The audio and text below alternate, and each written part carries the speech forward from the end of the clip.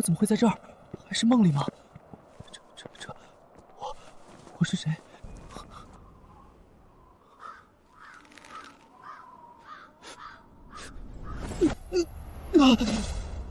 没撞过大运，加个班倒是穿越了。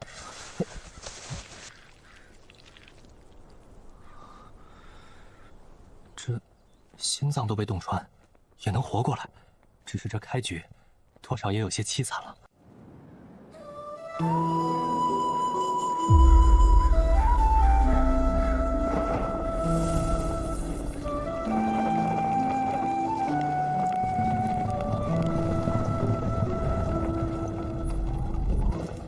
快开门！秦将军回来了，定是得胜而归。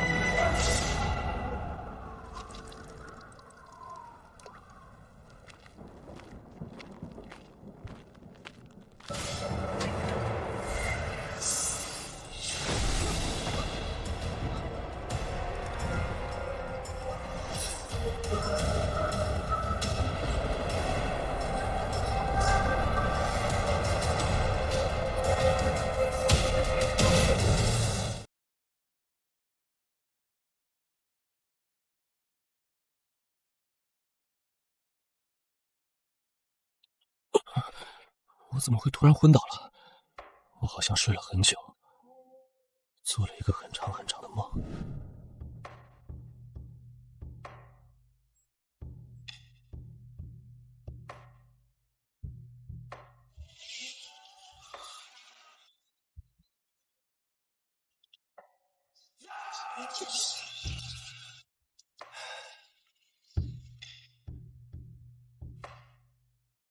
似乎是之前的那道神纹，必须要回城了。若是时间长了，被当作阵亡人员注销了户籍，回不去玄圣王朝的话，也不知这天下之大哪里才是容身之所。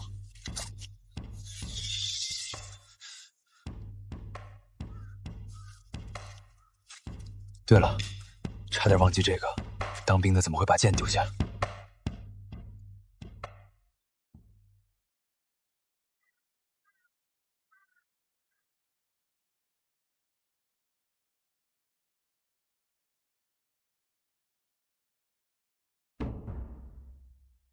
这当真是鬼斧神工。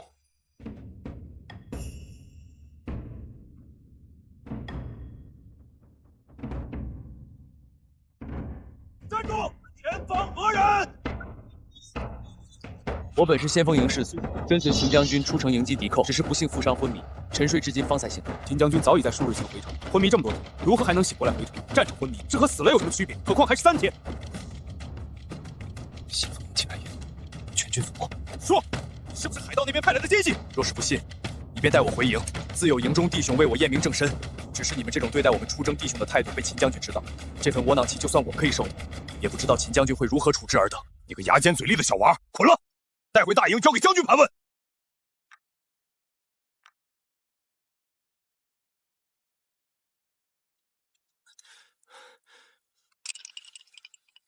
这先锋营竟然还有活口！你说你是先锋营士卒龙岩？小子是。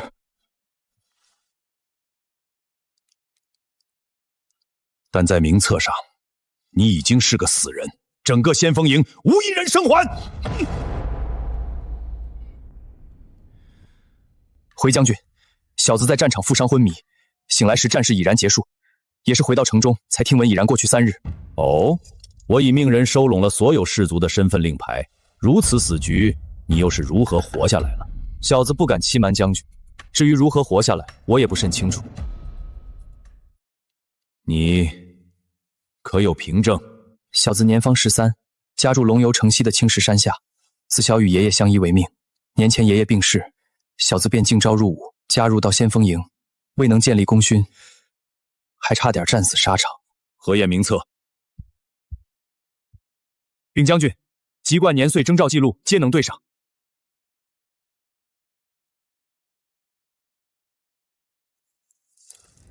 自家兄弟，受累了。小子这昏迷数日，粒米未进，只是醒来后简单喝过几口雨水，实在是有些扛不住了。知道了，你先回家去吧，等待军虎召号，重建编制，再征召你入伍。嗯。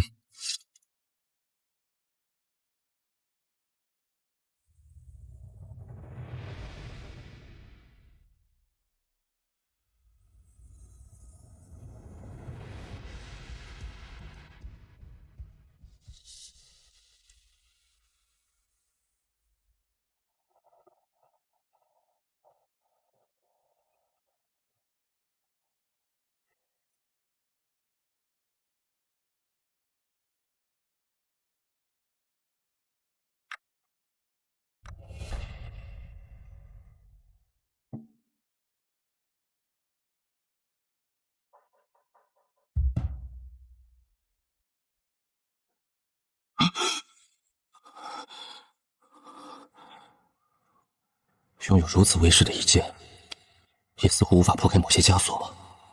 这方世界，看来远比我想象中还要神秘的多。元哥，你回来啦！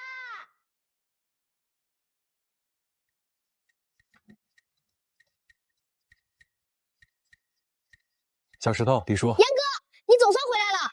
之前见到队伍从城外回来，我观望了许久，一直没能见到你回家，在家中等了几天。父亲从军营回家时，见到你门口晾晒的衣服，才知道你回家了。我们就一起过来找你了。小石头，你先自己玩会儿，我和你严哥聊会儿。龙岩，你的伤已无大碍，李叔，只是我这学艺不精，未立寸功，反倒是成了跑我的拖累。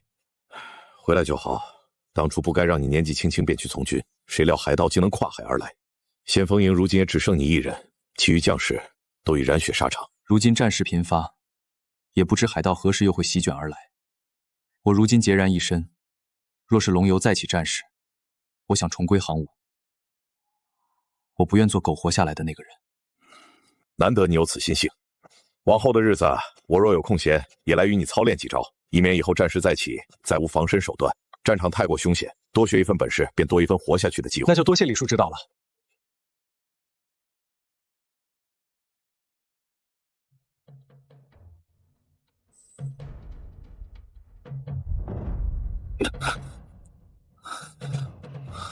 这剑招竟如此耗费心神与体力，这蛇纹可能蕴含着什么不为人知的隐秘。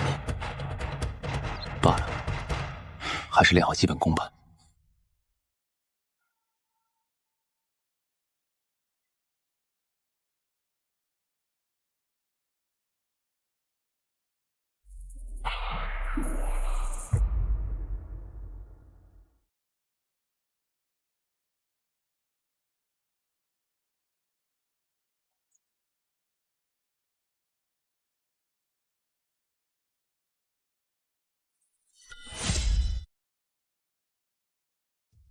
小严，看招！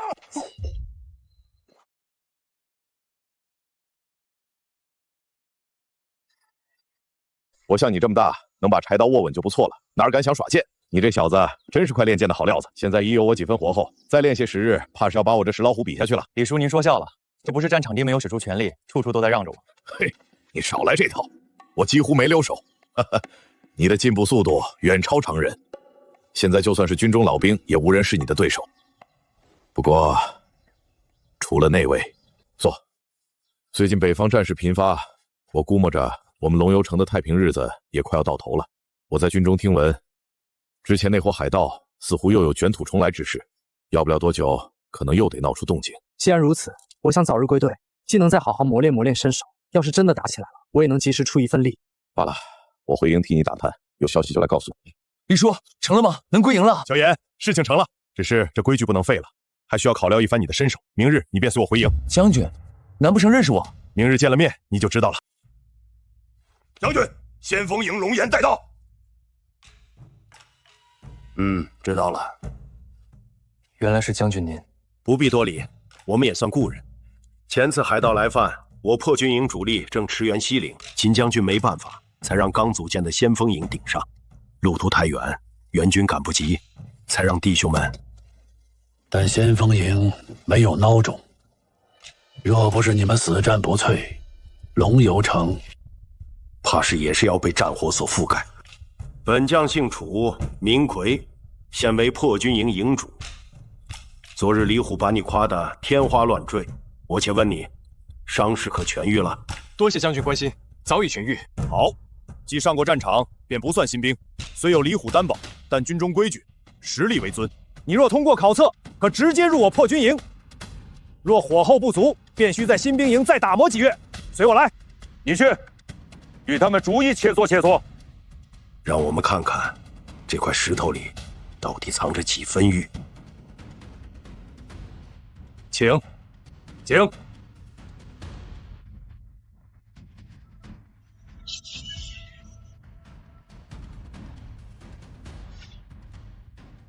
承让。不错，你们10个一起上。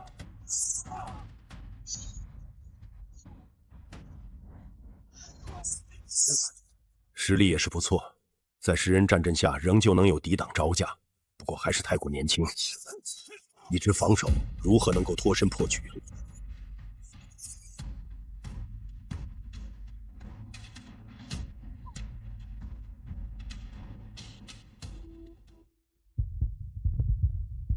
糟了，是神文。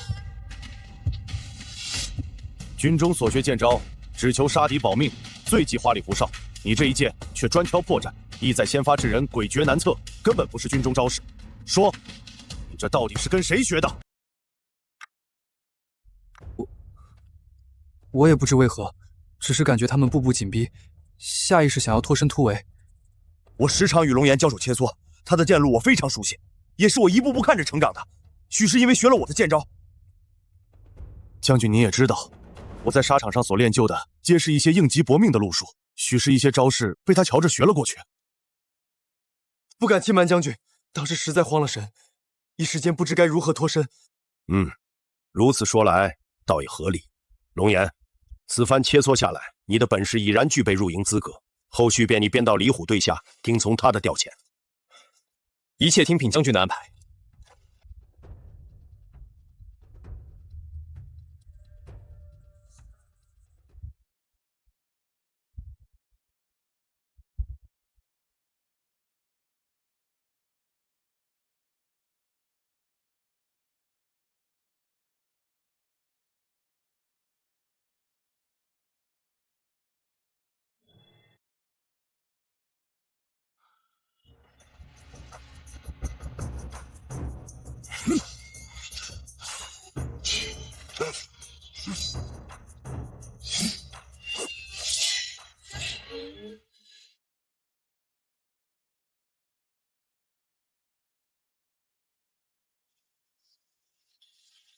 罢了，能再入梦也是侥幸，怎敢奢求更多？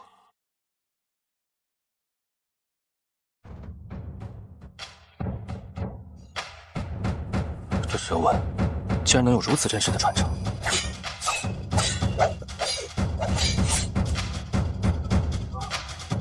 小严，跟我来！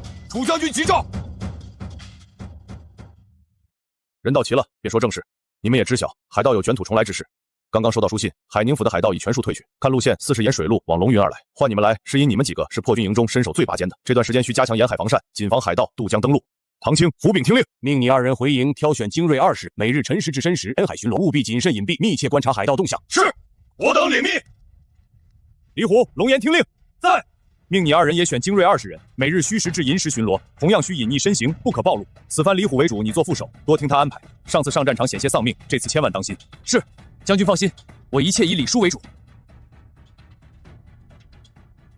去挑人，夜间巡逻，让队员们白天好生休息。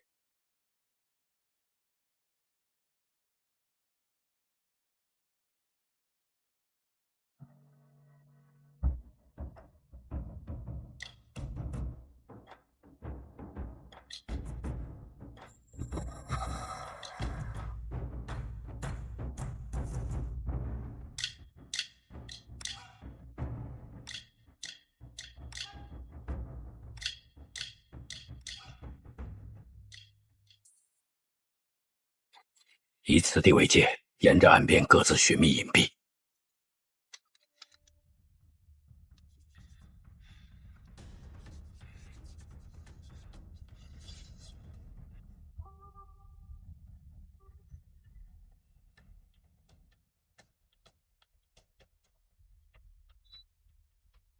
李叔，海上有几个小筏。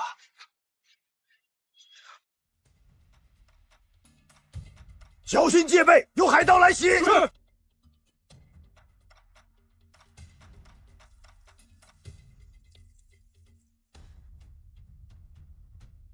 李叔，一共6人。不好，他们要点火传讯。其他人原地待命。龙岩，随我上！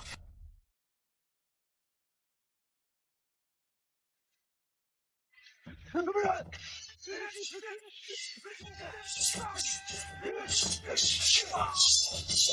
速战速决，灭火！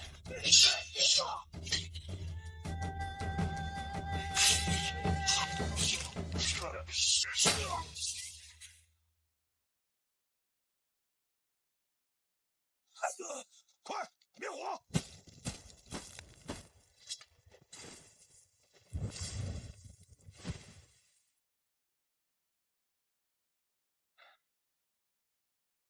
走吧。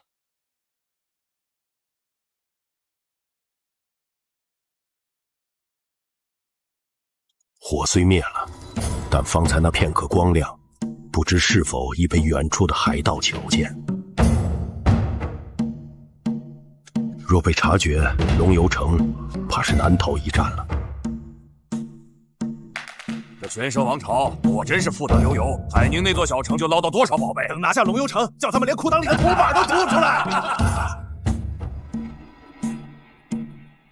毕大王，浅滩那边火光闪了一下就没了，怕是我等的弟兄都折了。知道了，下去吧。大军压境，便从正面撵过去，待到龙游城破，金山银山都给老子搬回家去！海盗的探子已摸到了眼皮底下，大战就快要来了。是。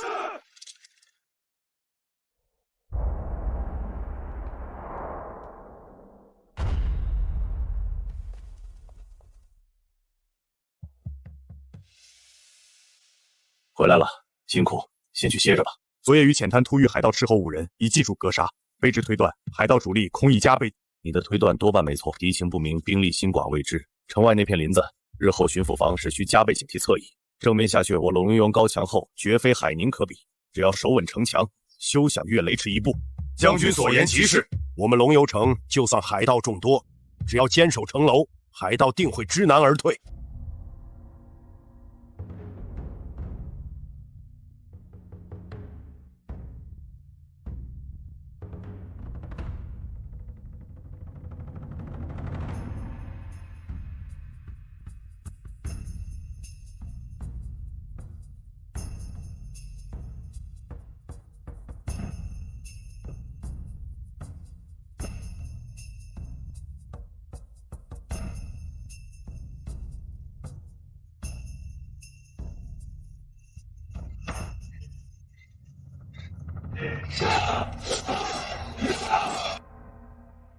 太安静了，不对劲。该来的总会来。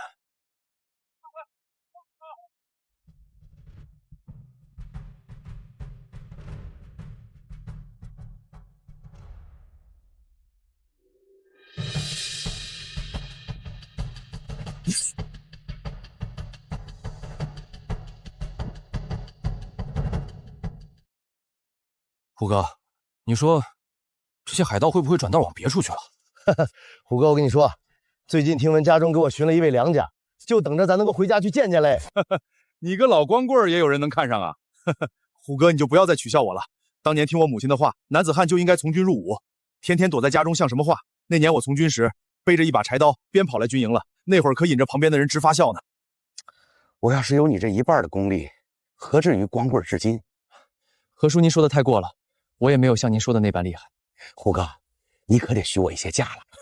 等这段日子过了，看看楚将军如何安排。但现在还得打起精神。好了，大家先不聊了，老规矩，各自找位置隐蔽。明白。娘，再过些日子，儿子就可以回家看您了。这鬼天气，说变就变了。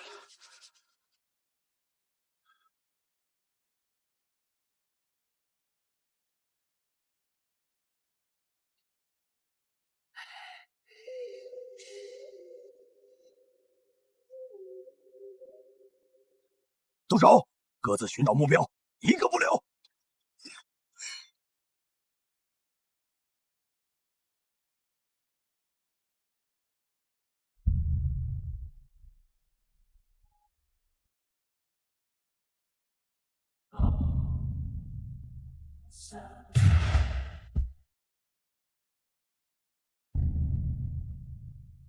娘，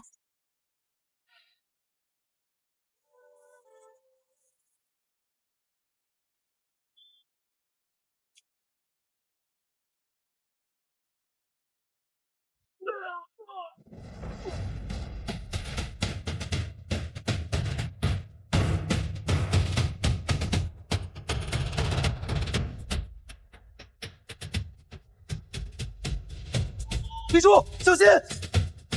集合，有敌袭！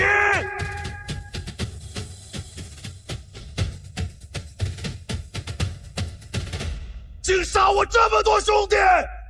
就凭你们，弟兄们已经血洒当场，活下去，为死去的弟兄报仇！破军陷阵，有死无伤！破军陷阵，有死无伤！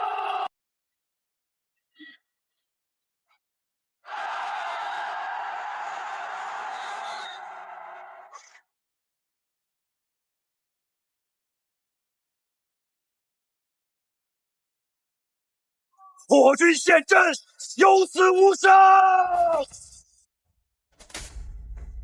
老虎啊！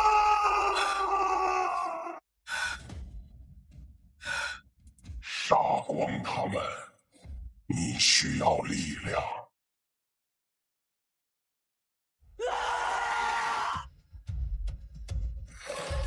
对，就是这样。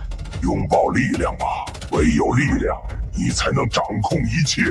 现在让他们知道，谁才是这片海域的主人。既然来了，就别想走了。跟着龙岩，杀光他们！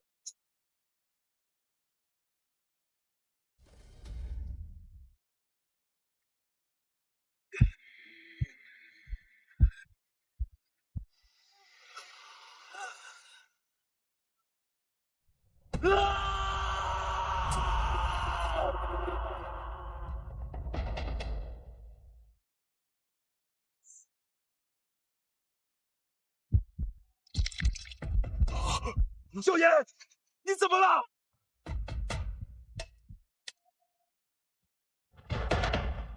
握紧长剑，让我赐你无穷力量。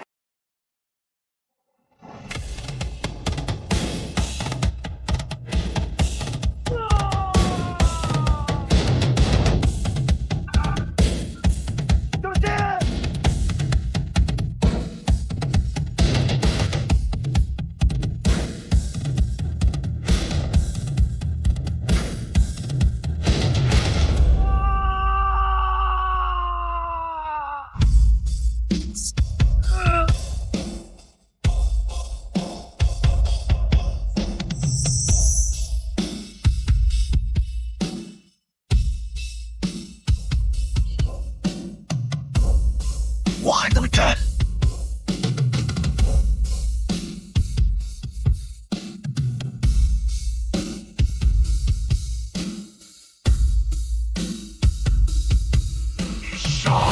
杀光他们！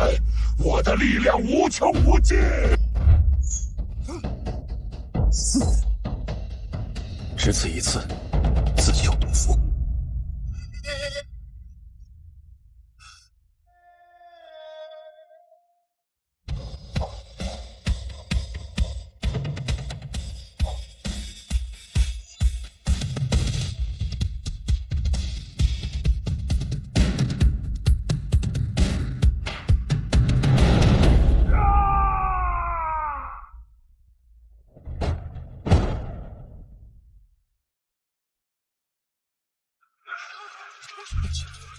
怪物，他是怪物！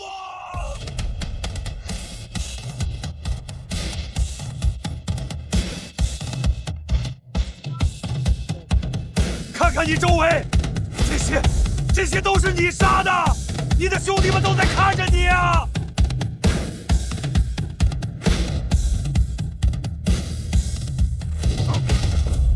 别听他的，杀了他，杀了所有人，我们的力量就在眼前。别听他的，杀了他，杀了所有人，我们的力量就在眼前。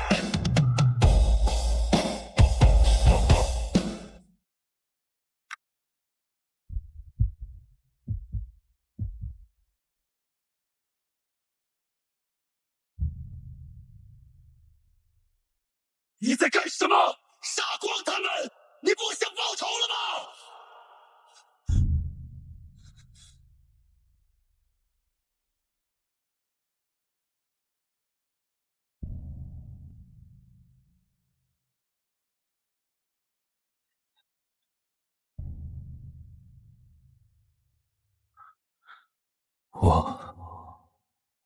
我做了什么？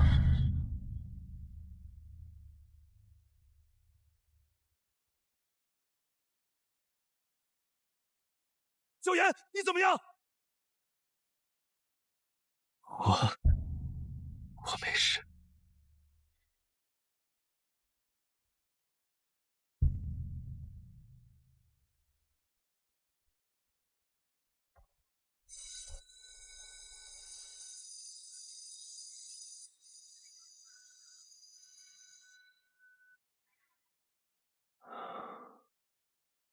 你醒啦！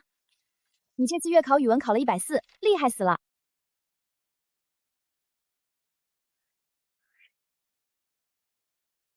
我不是在龙游的树林里吗？怎么回到高中了？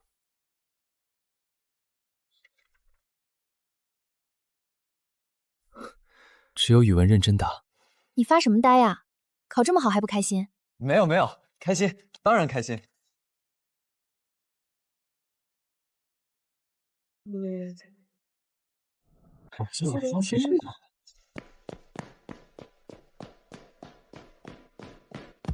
周琦，快出来！找我干啥？好久不见。你没发烧吧？咱昨天不还一起打球吗？没有，就是想告诉你，我语文考了140，你呢？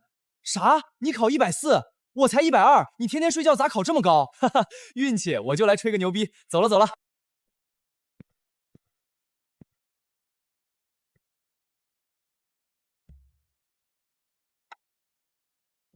喂，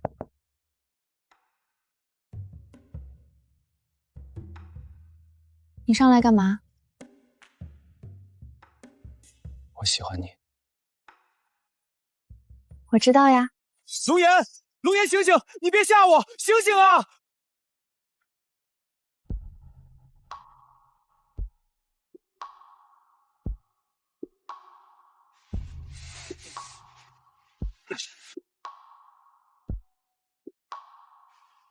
龙岩，醒醒！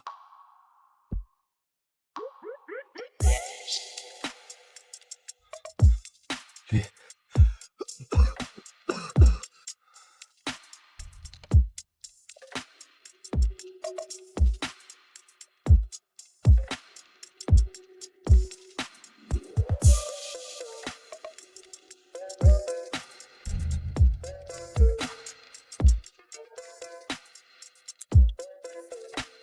为何我会如此心动？如果不是梦该多好。醒了，他醒了。李叔，水。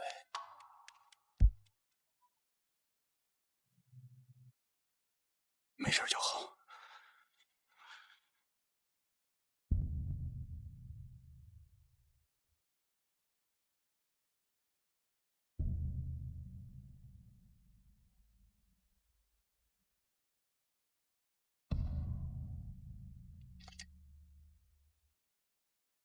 来，我背你。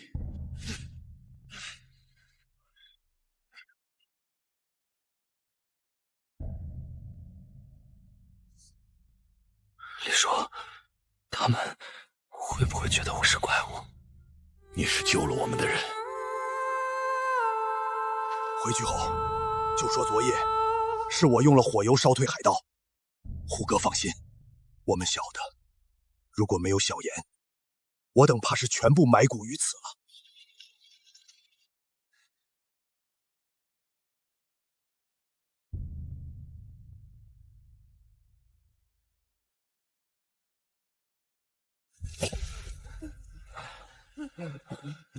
我们回来了。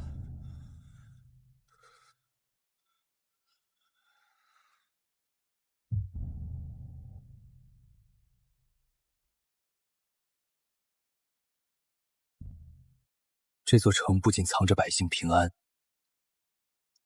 也藏着他必须面对的命运。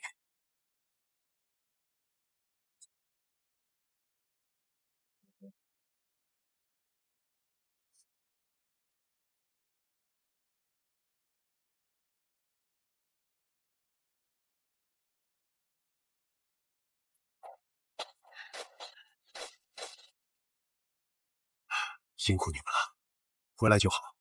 现在弟兄们去治伤休息，详情容后禀报。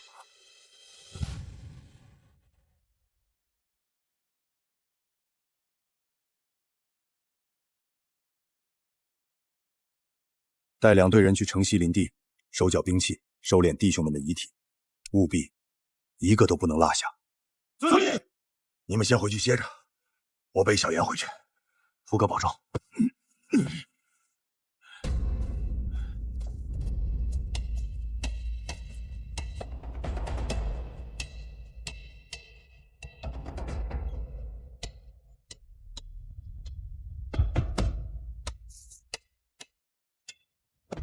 龙游城，赵简，我敬你是条汉子，但时局如此，玄蛇王朝气数已尽，你为何还要死守这孤城？孤城又如何？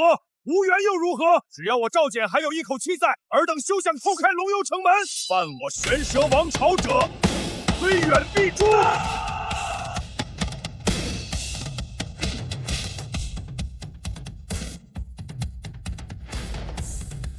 原来我学的是赵将军的剑招。将士们，随我杀！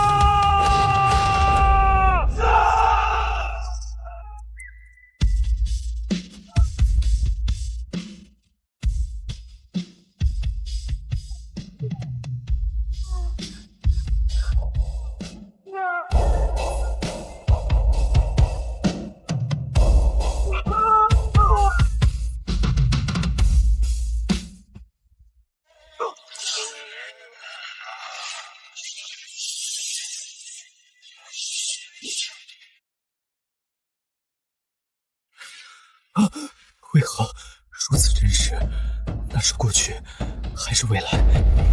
你醒了，做噩梦了。现在已经是第2天傍晚了，你这一觉睡得可不踏实，翻来覆去的，嘴里还喊着杀，都过去了。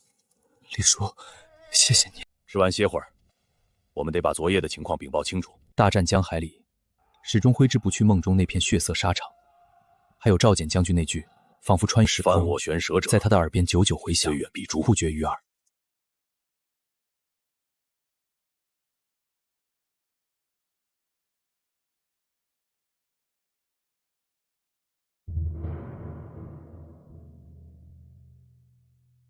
将军，李队正与龙岩到了，让他们进来。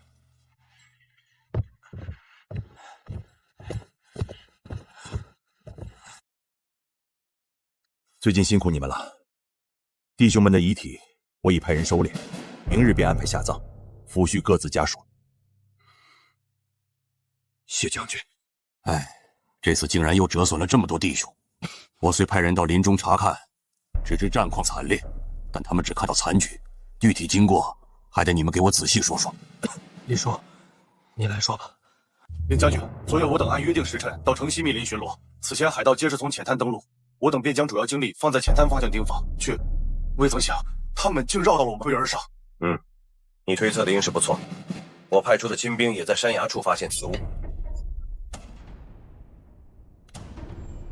而且据他们所带回的消息，崖下的礁石上还挂着几具海盗尸体，岸边停着几条未曾来得及开走的小筏。昨夜海盗溃败后，确实是往崖边逃去，想来便是靠此物攀山偷袭。继续说，昨夜偷袭的海盗至少有50人，我等拼死抵抗，杀伤过半。剩余海盗逃走时，我等一是伤亡惨重，亦未能留有余力追击。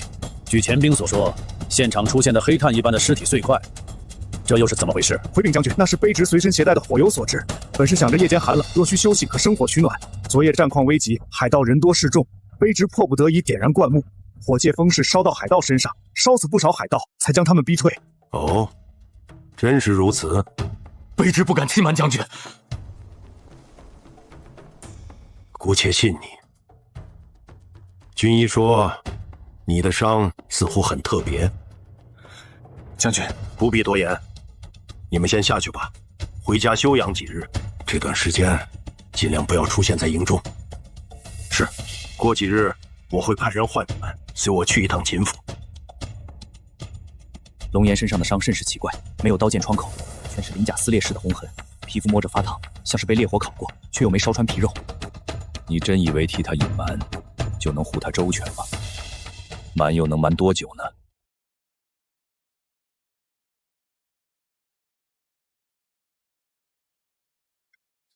过于平静的天气，往往预示着更大的风暴。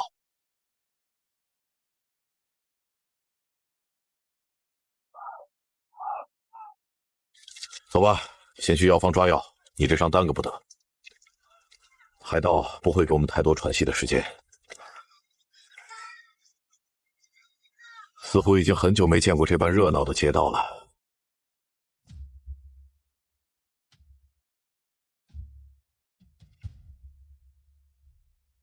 这几日你就住我家吧。这样太麻烦李叔了。你那儿冷冷清清的，连个生火煮饭的帮衬也没有。若是军中通知有事儿，咱俩也好一道走，省得我来回跑。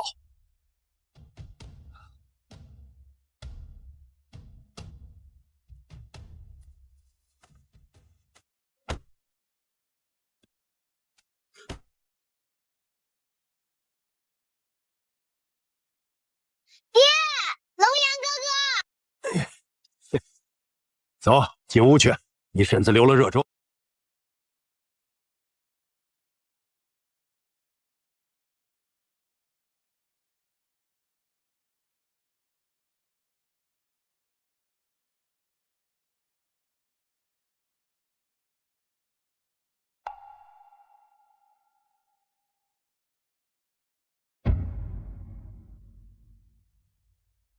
趁热喝了，你那伤势，军医也看不出个所以然，只能按照清热降火开个方子，但愿能有些效果。李叔煎的药，肯定比我自己弄的管用100倍。就你会说，快喝吧，凉了更苦。含着解解苦。小石头每次生病给他煎药喝都嚷嚷着苦，我便经常多买些留在家中。这2年，多亏李叔照应，教我功夫，现在又为我煎药。我都不知道该怎么谢您。说这些干啥？我爹在世时总说，当年若不是你爷爷拼死救他一命，这世上都没我李虎这个人的。你爷爷临走前托我照看，在军中将来哪怕没有大富大贵的，也能凭借一身功夫在这世道护自己周全。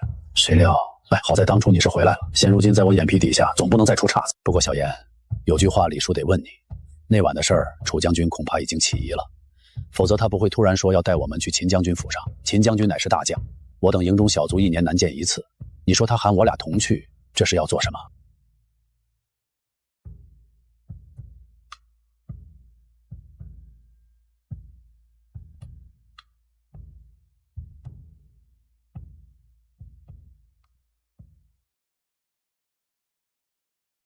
也不知楚将军到底打什么主意。小严，你跟叔说说，你身上的到底是什么？这些日子我心里总悬着块石头，寝食难安。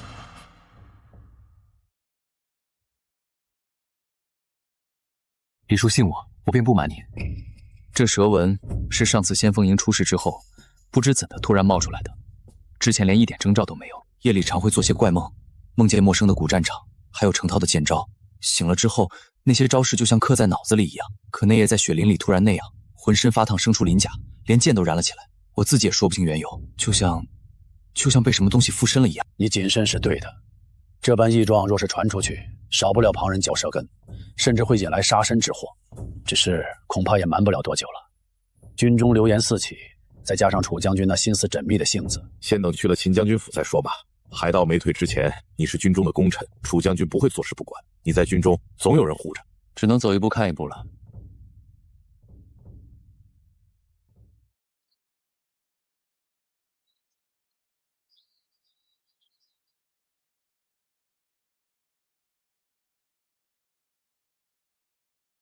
当初从雪林背你回来时，你身上的伤看着就吓人，浑身红痕累累，皮肤烫得能煎鸡蛋。谁能想到才半个月，竟连个印子都没留，比小姑娘的皮肤还嫩。刚收到营里的信，楚将军吩咐了，明日回营集合，然后随他一同去秦府。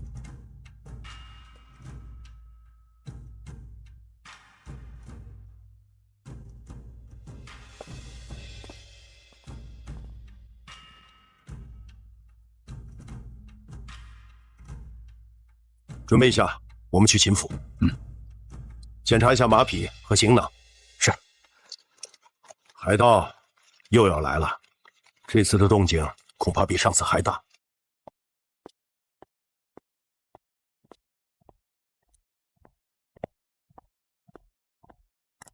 小孩，你别馋，过了腊八就是年。三看海盗。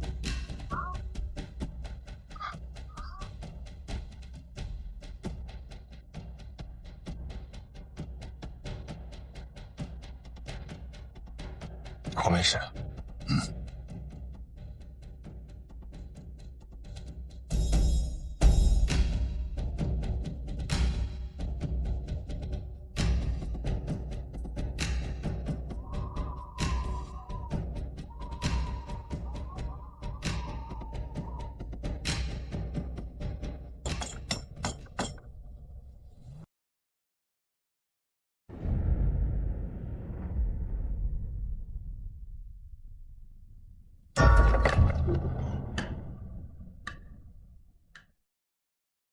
三位请进，秦将军已恭候多时。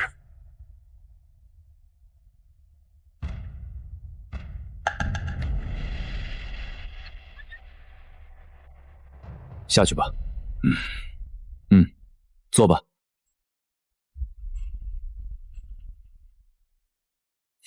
这可是上好的茶叶，当年朝廷念我守卫南方的功劳，特地御赐给我的。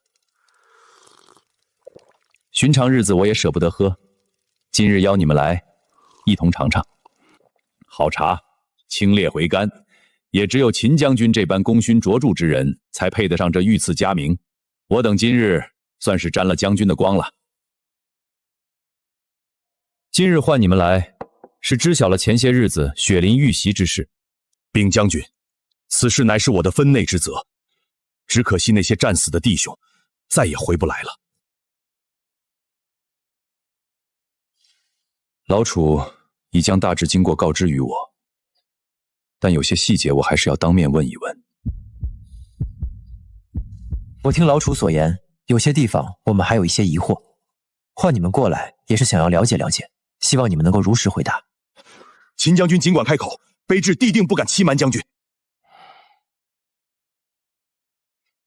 我听说老楚的亲卫在打扫战场时，发现一具相当怪异的尸体，那具尸体被一分为二，伤口处已然稍微焦炭，而其他地方也几乎全部烧焦。雪地中一些零散的兵器也被高温熔断，如此怪异，你们怎么看呢？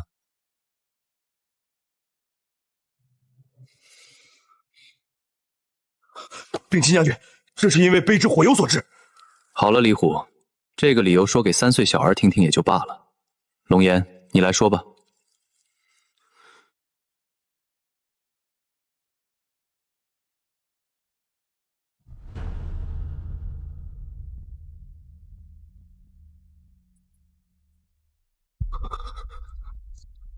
这就会在你身上。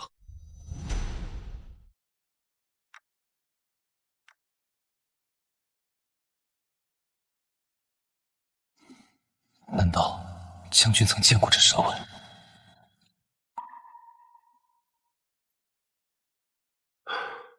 赵将军，此去一别，不知何时能再相见。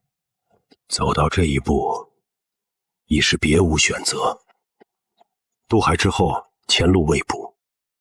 若能等到风波平息，或许还有归来之日，亦或许以后便再也没有了赵简。这偌大的万里江山，就托付给你来守护了。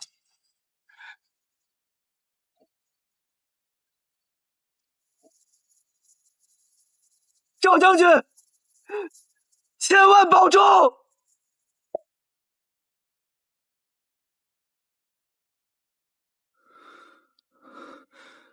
这蛇纹，我确实不是第一次见。很多年前，我的一位故人，他的眉心也有一道与你一样的蛇纹。那时的国家比如今更危殆，群狼环伺，山河破碎。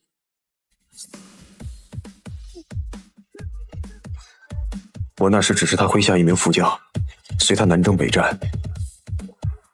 他战功赫赫，官至王朝的镇南侯，而我也是被他颇为看重，授予我一身武艺。他虽是上官，于我而言，亦是授业恩师。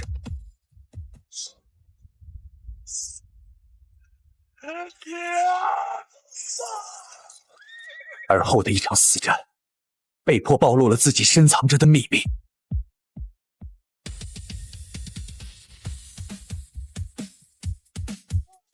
正是这道蛇纹，救下王朝，挽狂澜于既倒。而在战事结束后，时局动荡，强大如他，最终也被逼着离开了他守护了半辈子的家。最初还能偶有书信往来，到如今却是了无音讯，也不知他现在是否还健在。20年了。不知将军所说的这位究竟是何人？正是曾经的镇南侯赵简。竟然是他！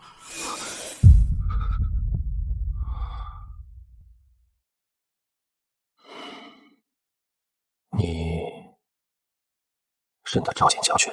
小子不曾有幸亲见将军，只是自那日从先锋营的尸山血海中侥幸活下来，得了这蛇纹之后，便时常会陷入一些光怪突离的梦境。在梦中，我曾有幸追随赵将军并肩沙场。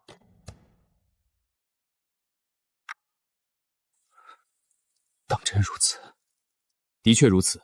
梦中的场景正是龙游城外的沙场，我正跟随赵将军在城池前对敌，他的剑法如同霹雳惊空，所向披靡。这情景总觉得熟悉，可岁月太久，许多事已模糊了。你还梦到过别的吗？我在梦中也曾有幸观摩到赵潜将军的剑法，他的剑法大开大合，善于寻求机会主动出击。而在梦醒之后，那些招式竟清晰地烙在记忆中。想来这些时日武功进境之速，亦得益于此。怪不得你那日使的剑法如此怪异，几招之下便从10人军阵当中脱身而出，当时只觉惊艳诡异。如今想来，若是得到赵将军的招式指点，定不是难事，这样便也能说得通了。你竟然还学得赵将军的剑法！走，一起来演武堂。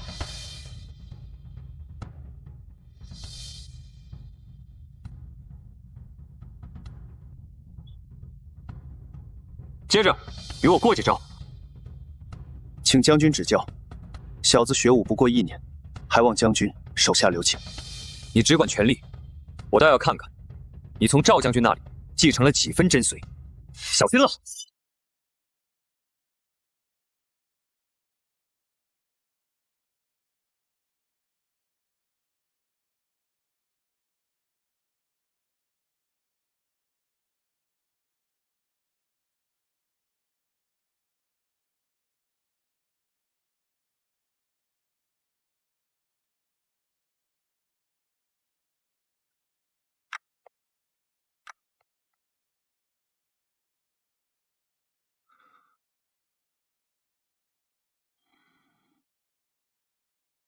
随我来。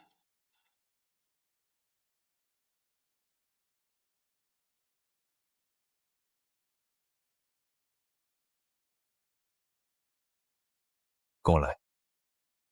这便是当年赵将军在龙游城暂居之处，自那年一别，再无人住过。除了定期派人清扫，我不让任何人靠近这里。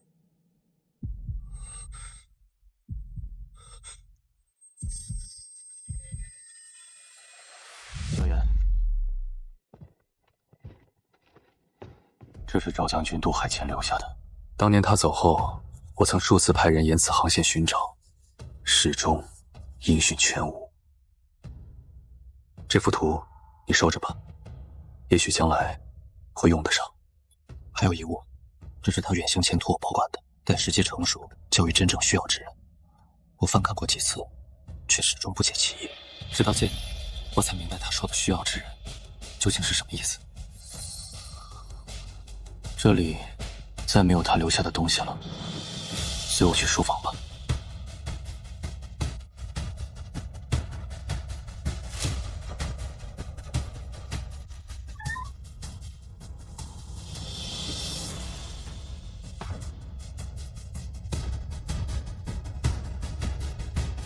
这是赵将军亲笔所书的剑谱，当年营中几位老兄弟都曾研习，可惜无人能得其精髓。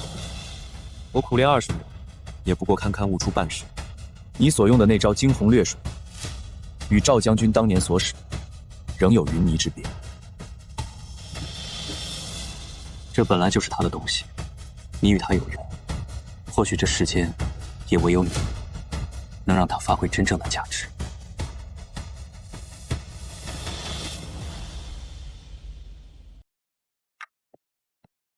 小严，你这段日子就先暂住在我府上吧。李虎和老楚先回营吧。住下了，我们也好时常切磋一番。是，龙颜愿留在府中。那小严便劳将军照看了。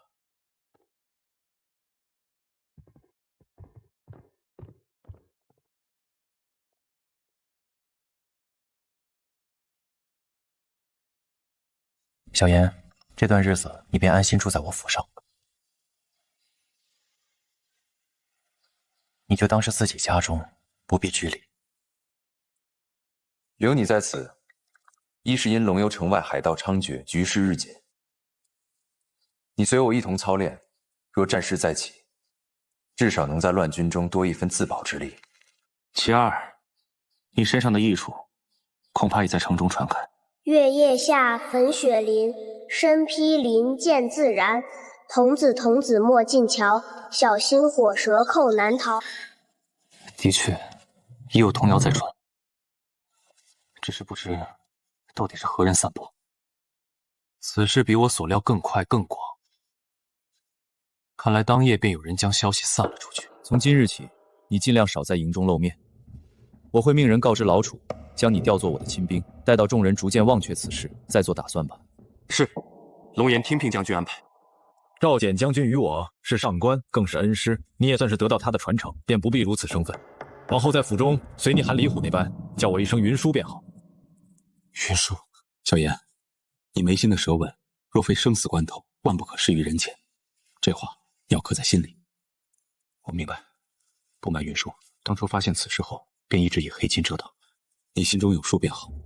当年赵将军，他也如你这般，一直隐藏着这道舌吻，本来一直无人知晓，世人只觉他是天赋异禀，乃不世出的武道奇才。直至山河破碎，为了守护龙游城，为了身后的万千百姓，不得不暴露了舌纹之秘。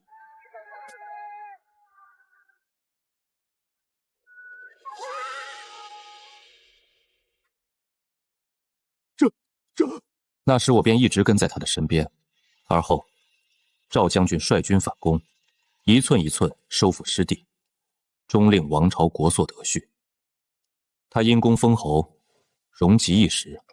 既如此，赵将军为何还会离开？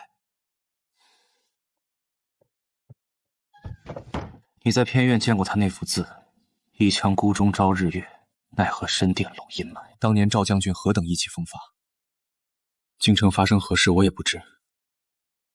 当年他找到我时，便再也没有之前的风光。此后1月，他昼伏夜出，朝中构陷，诬他身怀妖异，他被贬离开京城，却一路遭人追杀。在某次袭击后，他从杀手身上搜出这个，所以赵将军认定王朝已容不下他。的确如此。最后一次见他时，只见他披头散发，一脸憔悴，哪里还有半分镇南侯的威风？他告诉我要离开玄蛇王朝了，而他对我说的最后一句话，则是放心不下的始终是这片山河。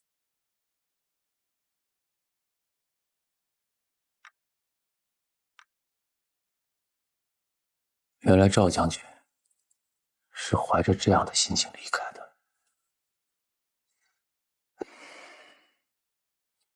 小妍，这些话我埋了20年，今天说出来，不是因为你得了他的传承，而是因为我看得出来，你很可能要走他走过的路。云叔，您将地图交给我时，我心里其实已经有了猜测，还有赵将军留下的那幅字“一腔孤忠朝日炎奈何深殿有笔”，我看第一眼时，心里就像被什么东西狠狠撞了一下。但您将往事说完，我才算明白了个大概。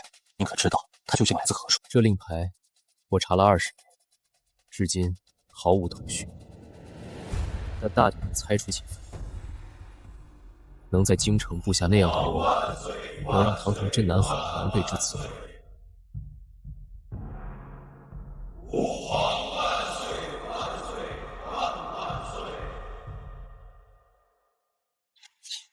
沙场剑法，手中卯命，阵前韬略，在于审时度势；乱军之中，保命为先。察言观色，在于献威；察冷热，可知谈话时长。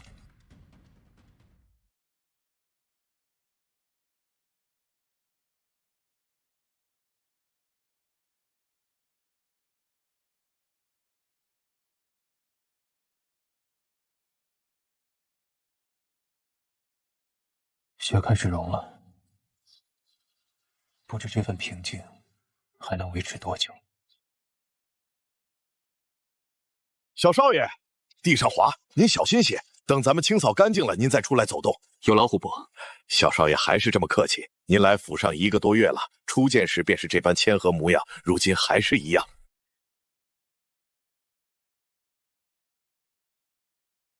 秦府，仆人有人信。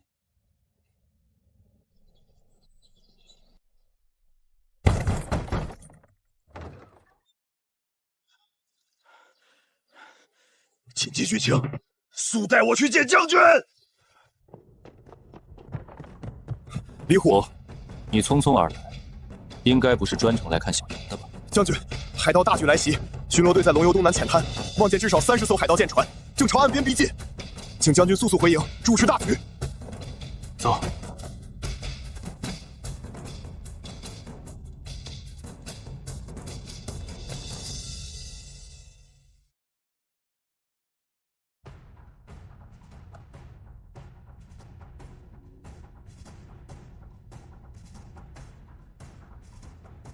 老楚，说说情况。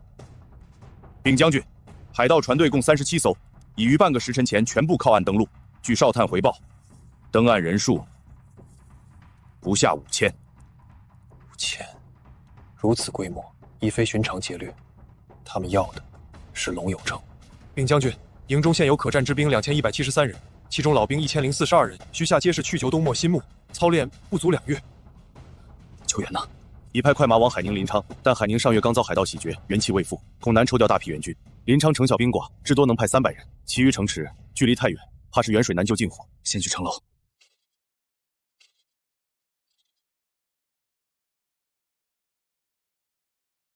上城墙。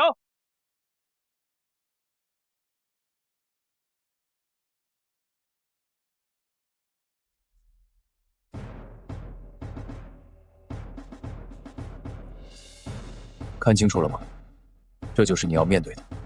将军，趁他们立足未稳，末将愿领一队精骑出更冲杀，打乱他们的部署。不可！他们卸货的队伍外围始终有迟钝的岗哨，远处的树林边缘人影晃动不止，这分明是诱敌之阵。王老将军说的对，海盗敢如此明目张胆扎营，必有所事。我军兵力本就不足，若贸然出城，便是将龙游城拱手相让。传令，城门紧闭，轮守守城，滚木掠食备足。我们没有犯错的参盘，只能守到他们疲惫，守到援军到了。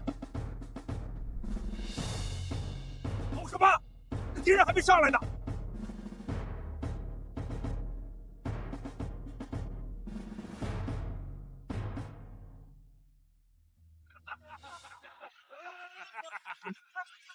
他娘的，都开春了，怎么还这么冷？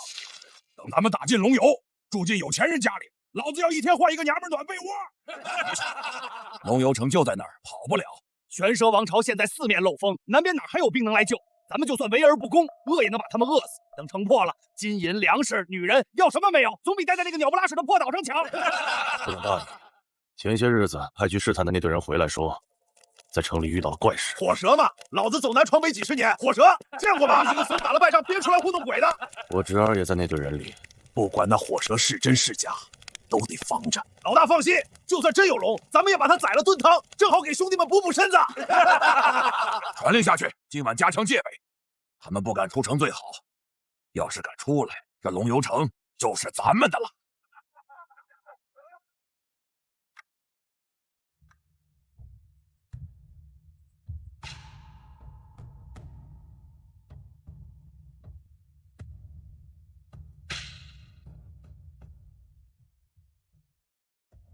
老黄，你说这场仗打完了，我还能活着回去吗？想那些做甚？穿上了这身皮，命就不是自个儿的了。要是收了，那也算解脱。将军仁厚，抚恤银子少不了，够你家里老娘妹子嚼用几年。将军待咱们确实不薄，想银足也不克扣。我爹娘说，这年头能碰上个不喝冰雪的将军，是祖上积德了。积德是没得选，老老实种地，风调雨顺也就混个半饱。遇上灾年，卖儿卖女都不稀奇。现在提着脑袋是苦咱一个，真交代在这儿了，家里好歹有条活路。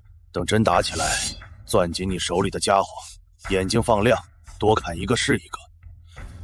要是命够硬，砍出点战功来，说不定以后真能混出个人样。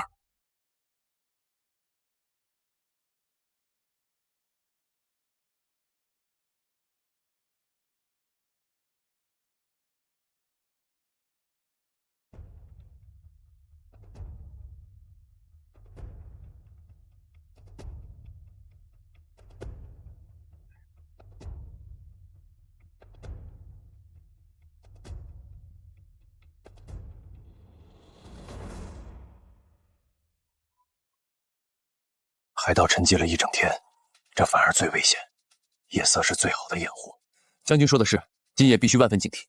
前些日子你和李虎在树林中遭袭，海盗那边可有一种用作攀援的钩索，稍有不慎便会被偷袭了，可不能大意了。虽说宣灌下去了，但底下的兄弟没有亲眼见过此物，恐怕并不会放在心上。松懈，往往就发生在自以为安全的时候，千万小心。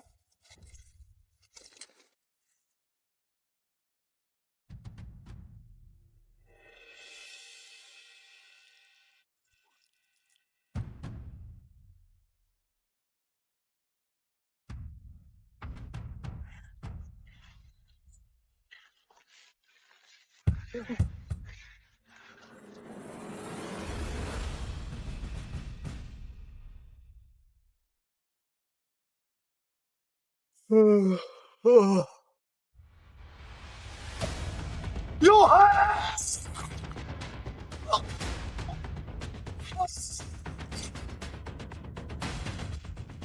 敌袭！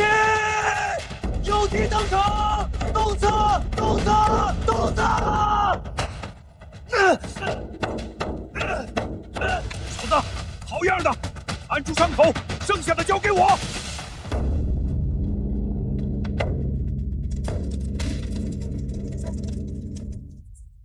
东侧垛口，海盗登城，亲卫队，随我来！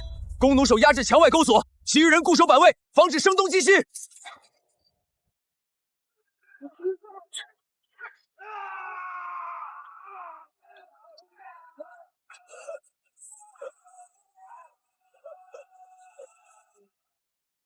军队，军队，立好，找掩护！帮我照顾俺娘。必须夺回缺口！一旦让他们控制墙梯，打开城门，今夜龙游必破！跟我杀过去，不惜一切代价把缺口堵上！是。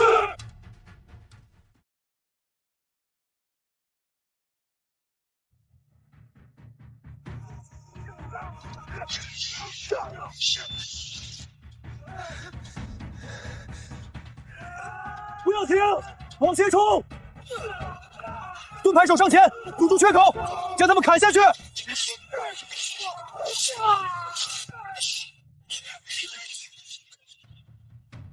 快砍断钩蛇！不能让一个人再上来！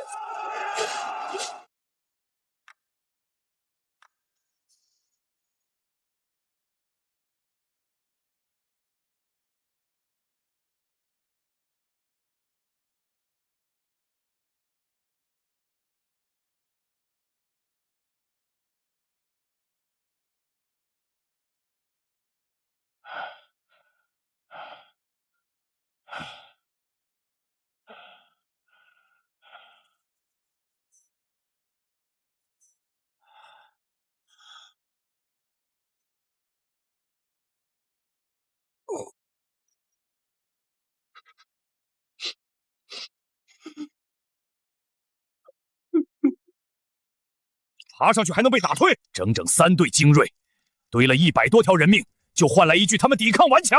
首领息怒，实在是龙游守军与海宁那废物截然不同，就连普通兵卒都够了！我不听借口，明日再给你们最后一天休整，后日黎明我会亲自督战，所有马全部押上。现在滚出去！看来是时候动一动那颗埋了很久的棋子了。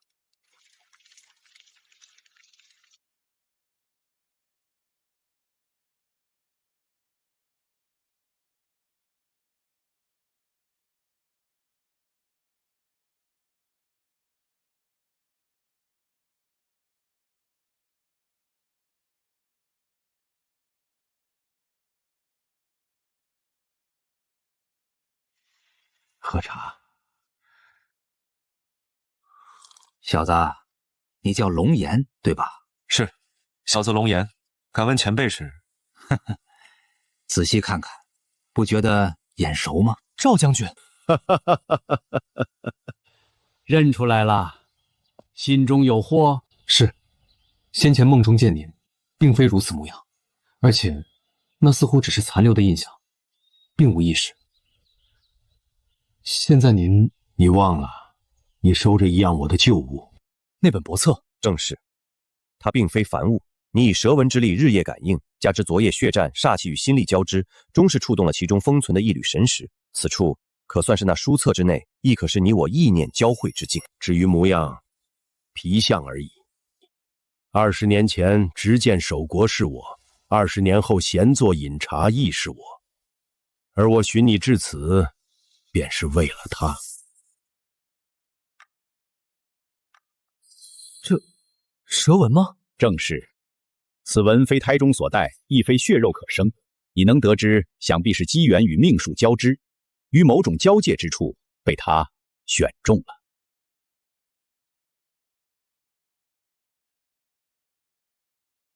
至于其源头，我所知的也不过是几片被光阴啃食过的残章断简。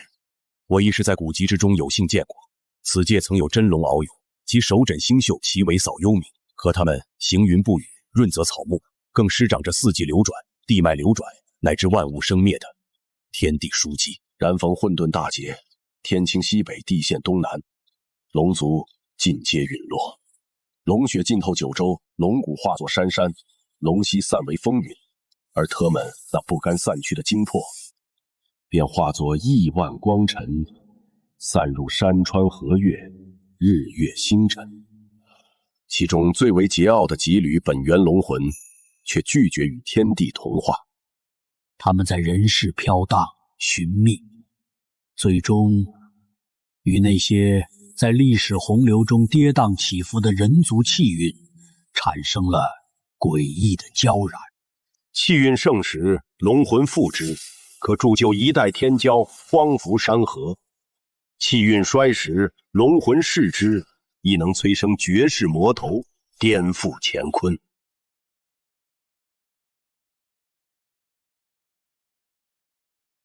如此纠缠千年，那些最古老的魂与韵，竟在某种不可知的法则下凝结聚现，化作了这既是祝福，亦是诅咒的纹路。而至于这蛇或者是龙纹，不同人身、不同阶段，所表现也不同。龙魂，真龙，那我究竟成了什么？不必惶恐，此文并非你独享。自我觉醒以来，所见身负蛇纹者已有无止之量。他们之中，有人曾是一代宗师，有人是沙场传奇，亦有人隐于市井。无一不是天纵奇才，命运迥异之辈。他却会自行择主，被选中之人体魄神魂与之共鸣，可借此为引，感知并汲取弥漫于天地间的稀薄的龙魂之力，亦或许便是散落的龙魂余韵。日积月来，潜移默化，淬炼筋骨，滋养神魂。确实如此。我得此文后，体魄增长远超常理，修习武戏亦有神助，过往晦涩之处往往豁然开朗。但他亦是一道，或许将伴你终生，乃至决定你最终命运枷锁。何谓枷锁？力量从来伴随代价。你可曾察觉，每逢蛇纹之力涌动，胸中杀意便如业火燎原，难以克制，仿佛有另一个更古老、更暴虐的意志，试图僭越你的心神。正是，不止杀意，有时仿佛自己不再是自己，理智如履薄冰，如一叶扁舟于浩然汪洋之上，稍有不慎便可倾覆。最可怖的一次，我甚至感觉身躯正在四肢百骸如有鳞片欲破腹而出，喉间压抑着非人的低吼。哦，体表生鳞，形体异化，这根据古籍所记载，这乃是蛇纹之力涉足极深，近乎返祖的征兆，可归为第三重境界化龙之象。当时我所知者，无人达此境界，但此等不受控的异变，福祸难料，你需谨记。蛇纹是气，你是直气之人，需修以心聚物之功，绝不可堕为物驱心之六。那龙魂纵有亘古之力，亦只是一缕残魂而已。你此刻的血肉以及你自己的灵魂，才是真实的你。既已至此，我便传你些许引导龙魂之力的粗浅法门。另有一篇静心诀，此诀非为引动力量，而是助心为欲，锁住那随力量苏醒的杀性。心诵此诀，可镇妄念，定神魂。至于引动龙魂之力，须借我当年手书那卷帛册为引，则以极静处澄澈心神，以意念轻触眉心蛇纹，如叩本肺，万不可强行冲撞。待有温热流转之感时，方可以口诀为舟，引其力缓缓游走周身经络。记住，你是在唤醒一头沉睡的古龙，当以心神为浆，缓缓阴影。若惊雷般粗暴拉扯，他睁开眼的瞬间，第一个吞噬的便是你的人性。谢将军传道之恩。不必如此。敢问将军，当年究竟为何远渡重洋，最终又去往何方？还有您的蛇纹，何以能收放自如至此？当年龙游一战，我暴露蛇纹，力挽狂澜。然战事方歇，便有流言如毒蔓滋生，言我身怀非人之力，其心必异，恐为社稷之患。我半生戎马，赤胆忠心，竟敌不过朝堂上几句谗言。察觉被暗中监视后，我连夜离京。刚出京城，杀手便不再遮掩，一路追杀，如复古之躯。我虽奋力斩之，却如割野草，前仆后继，无穷无尽。既不容于故土，我便渡海而去。最终落脚之处，乃南海以东一处名谣蓬莱的海外孤岛。至于蛇纹收放，关乎其境界之分。出境醒纹，你已初窥门将，五感超常，体魄日盛，修习诸事，皆得半功之效。二境燃纹便是我如今所在。至此境，方可自主引动龙魂之力，洗炼其身，并于必要时燃烧蛇纹积蓄之力，换得一时气贯山河，神威如玉。但此境每动用一次，便如剜心取血，不到生死关头，万不可轻启此门。至于三境，按古籍记载，为化龙之境，身与魂合，文与道融，可现真龙之相，翱翔九霄，执掌风云。然此境至今仅存于传说之中，我遍寻古籍，踏访遗踪，亦未闻当世有谁真正抵达。或许那已非人力所能企及之境。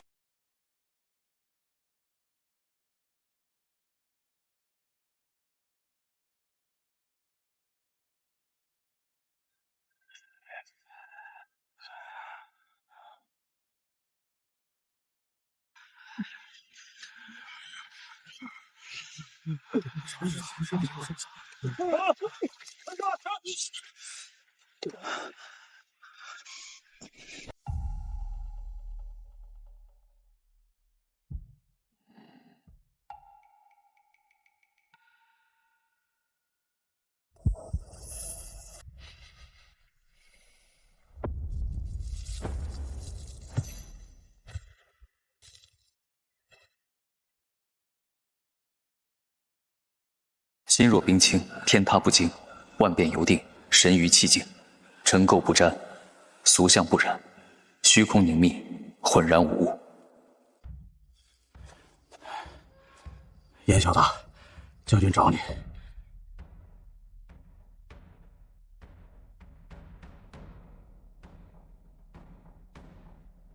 人到齐了。昨夜袭城，人数不过100余。与其说是强攻，不如说是试探。哨探回报，海盗船队未见大型工程器械，这解释了为何他们只能用钩索攀城，登城后不惜代价直扑墙体。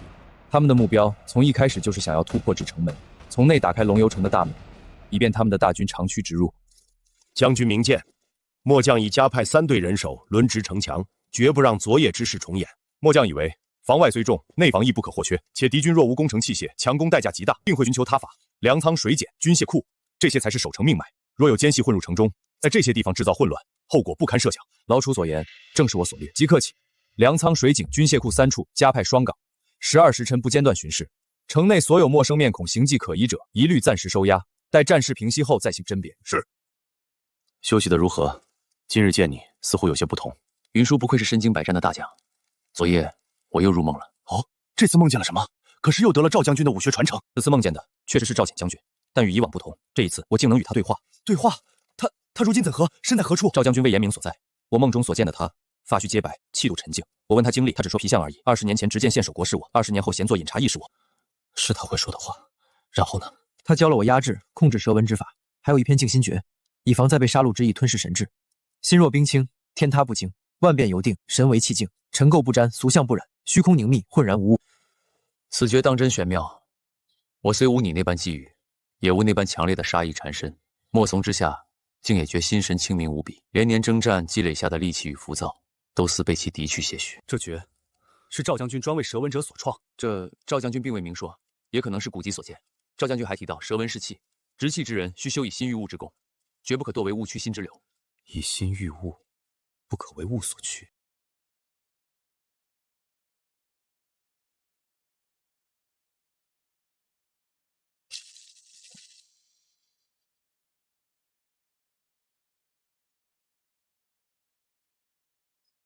不对，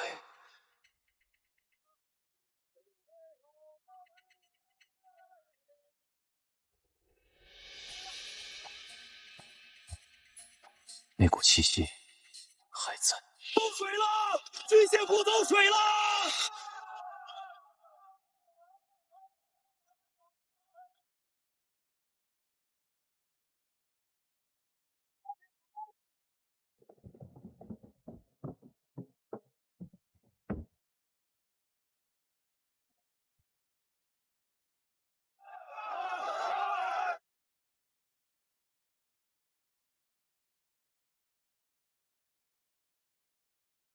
有人在撤。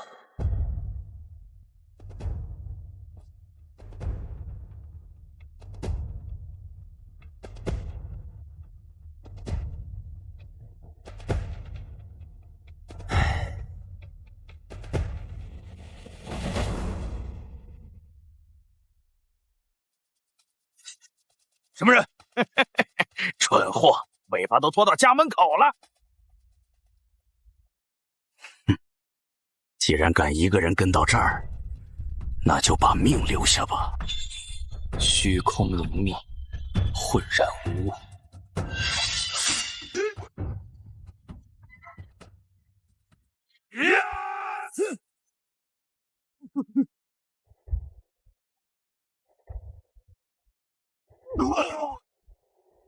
竟然全是死尸。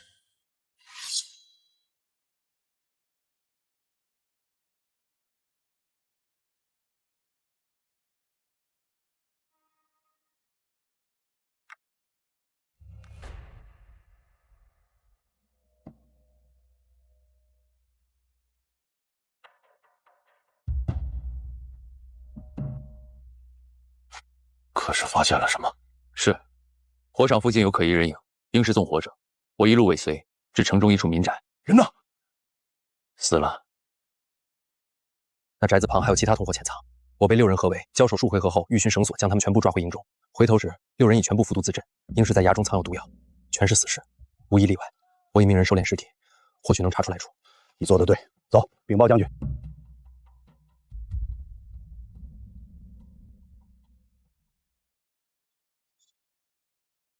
出事了，纵火者找到了，但人已服毒自尽。详细说说，在军械库火场附近发现可疑人影，跟踪上去发现同伙6人，与6人缠斗后，6人都服毒自尽，一处窝点便有6人。这龙游城内，怕是不知藏了多少海盗。报将军，水井旁擒住4名可疑之人，正欲投毒。齐将军带人赶到时，他们全都咬毒自尽了。又是服毒，好得很。若非发现及时，半城将士恐怕已经，后果将不堪设想。粮仓附近抓获2人，正欲引火，赶到时2人均咬毒身亡。咬毒？老楚，末将在，即刻召集所有将领。我们要面对的不只是城外的海盗，还有早已钻进城内的毒蛇。是。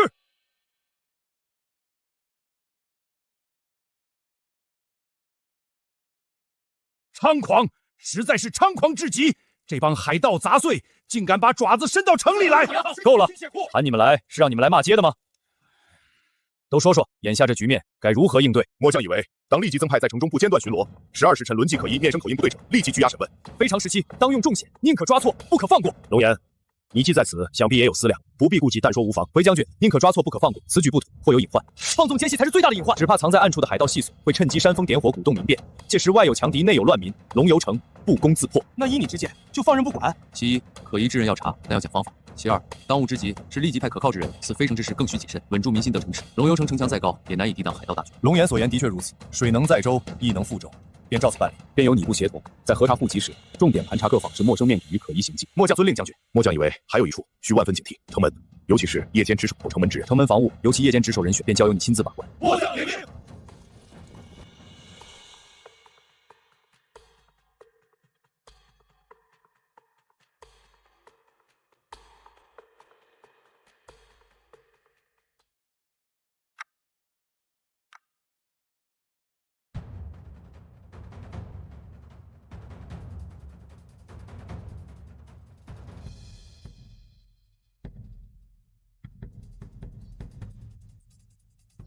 家里有人吗？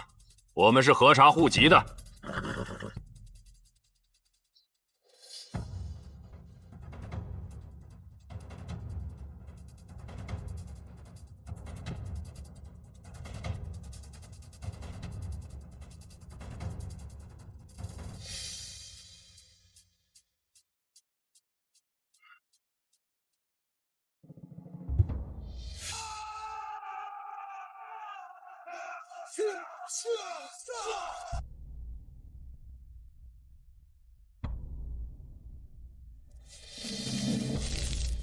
来人！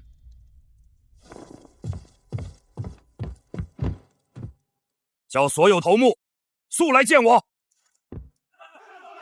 首领，是不是要干他娘的了？兄弟们都憋坏了，早就该总攻了，磨磨蹭蹭，等秦狗的援军来吗？闲出个鸟了！尽快总攻拿下这龙游才对，到时候咱们进去干他一票大的！都给我闭嘴！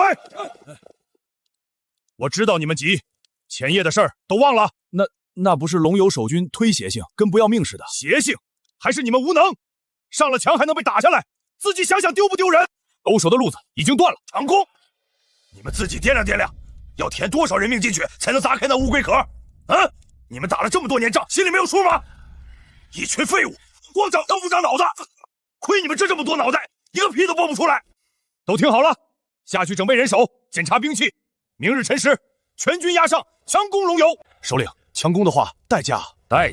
谁说强攻就一定要用云梯去堆人命？城门自然会有人从里面我们打开，你们要做的就是在门开的那一刻，给我像潮水一样涌进去，碾碎他们。首领英明。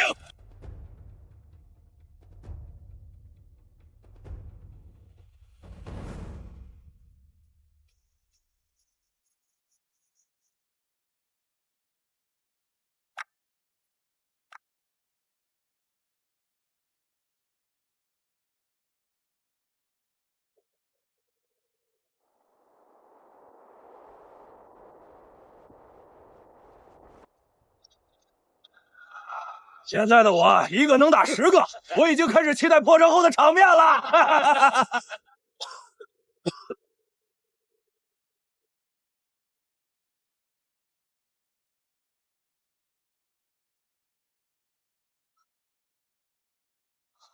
来到，好多，好多！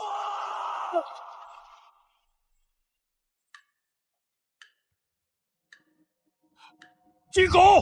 快进攻师姐！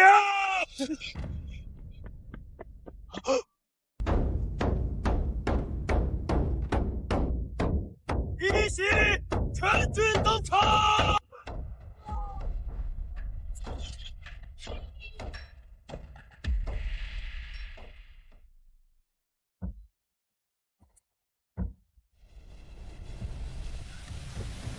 架势是要拼命了，传令！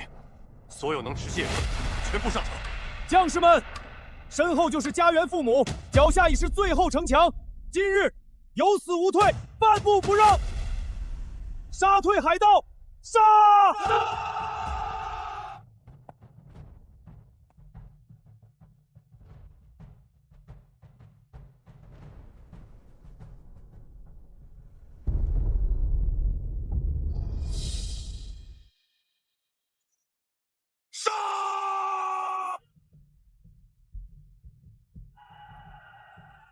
放箭！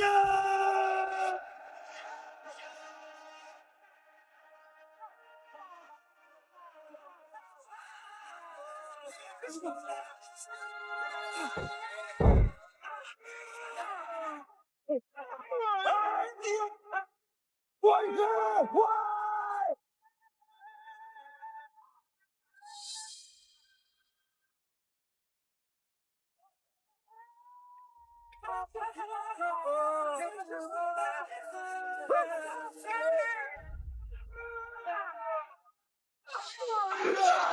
堵住！死也要堵住！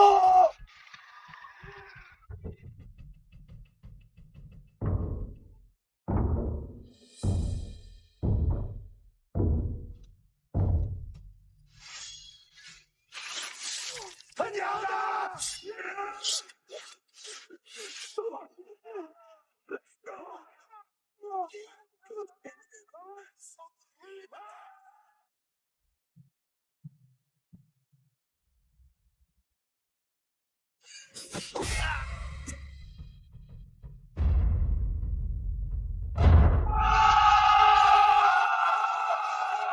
秦将军，城门丢了！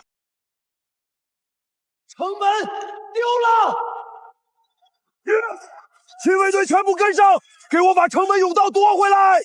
用你们的命去填，也得把口子给我堵上！遵令。火油，把这城楼给我点了！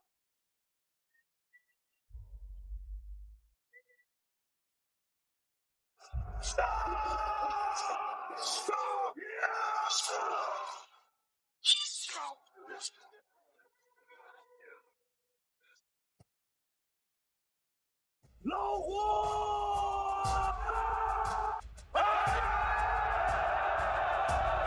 来呀！杀进海盗！胡说！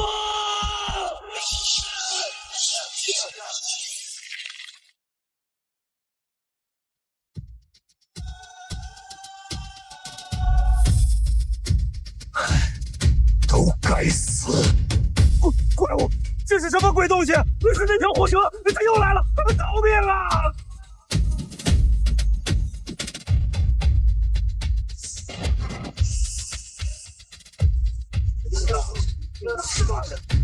一群废物！撤！来队撤退！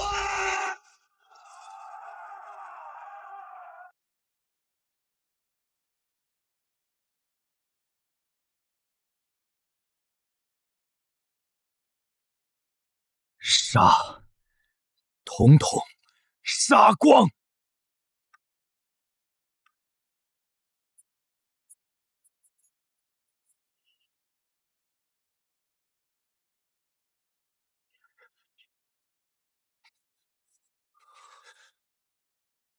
萧炎，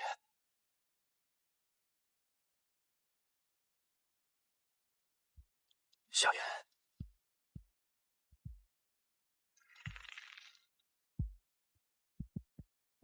萧炎，还认得我吗？我是你云舒。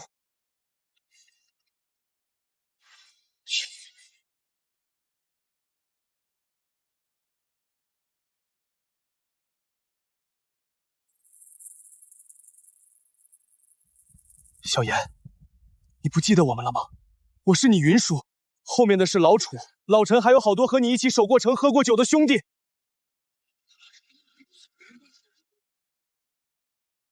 杀！杀！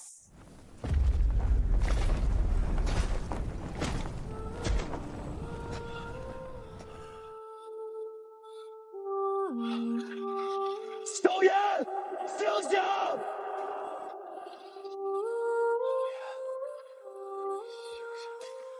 萧炎，醒醒！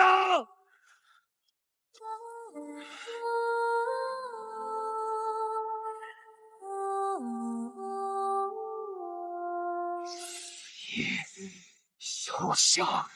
我回去！杀！杀！杀！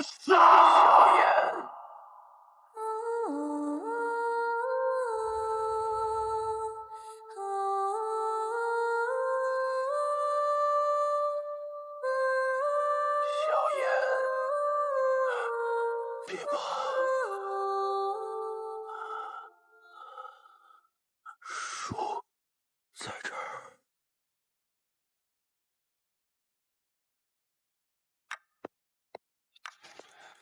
萧炎，别怕，书在这儿。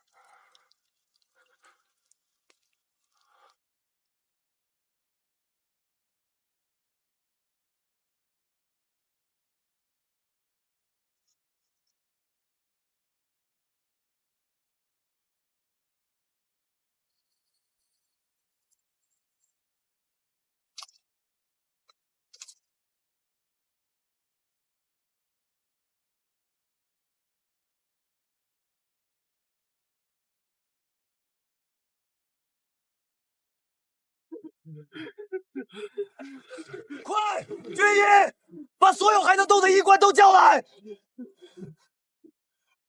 小心点，把他们抬起来，去生命营，快！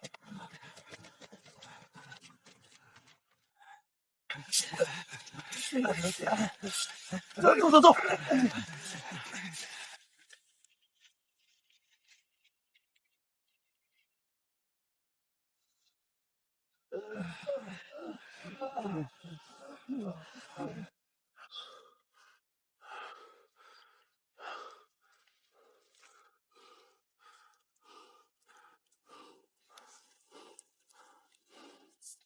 忍着点儿。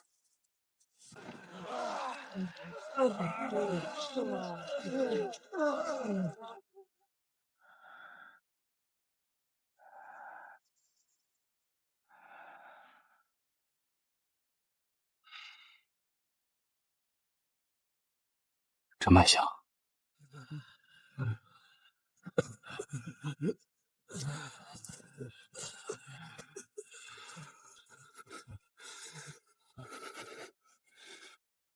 将军，初步清点，守军阵亡超过70%，能战者已不足600，其中还有一半皆是新兵。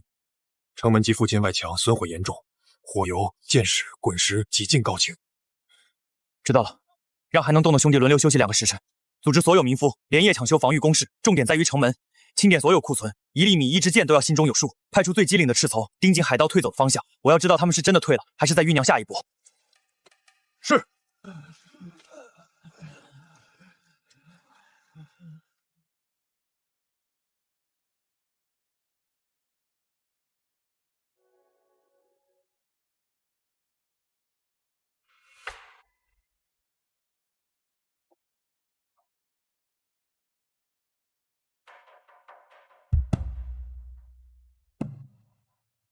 喂，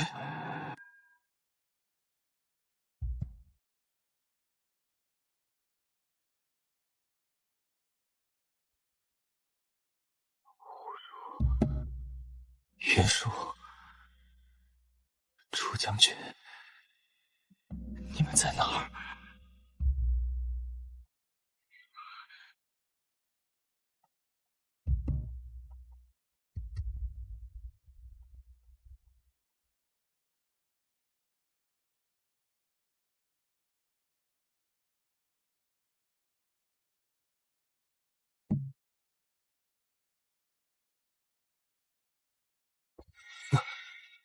是我。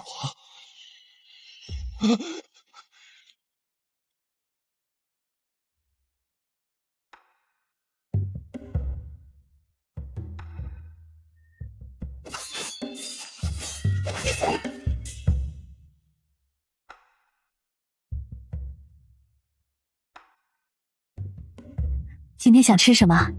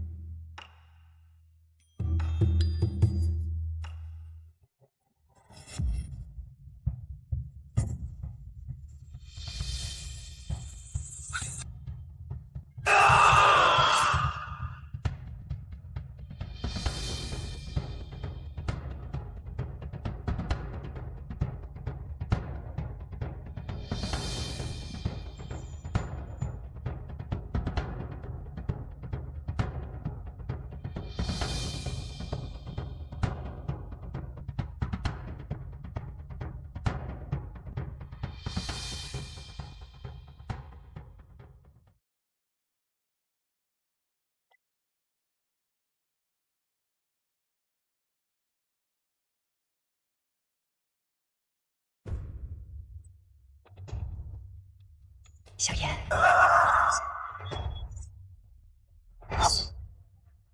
还有这个怪物！我不是怪物，你不是怪物，看看你那身鳞甲，感受你指尖萦绕不散的焦糊味。李虎最后抓住你时，你周身翻涌的高温，难道不曾灼伤他已然染血的手掌？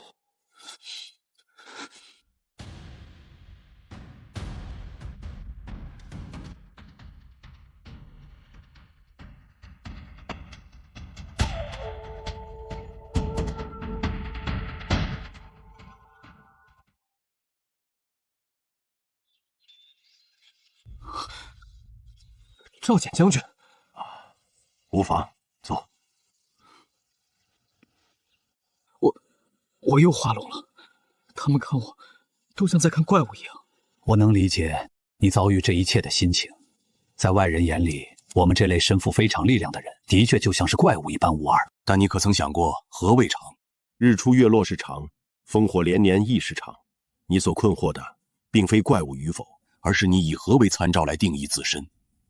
你只需要做到一件事，时常审视自己的内心。我且问你，你的初心是什么？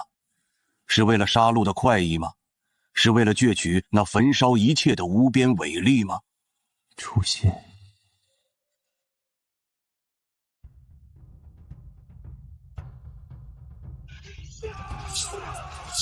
不可失去，必须守住正直。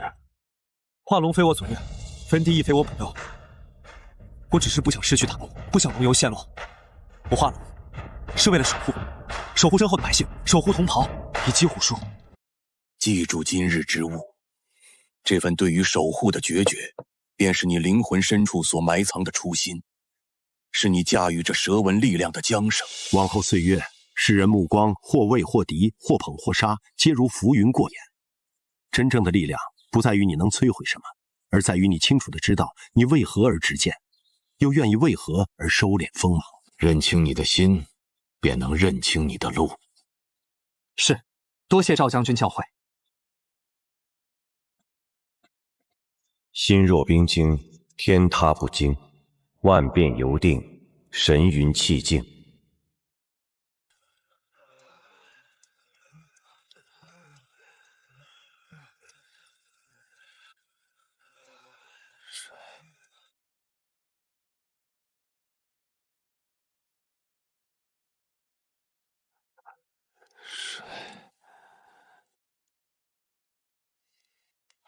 醒了，快拿水来！快去禀报秦将军，龙爷醒了。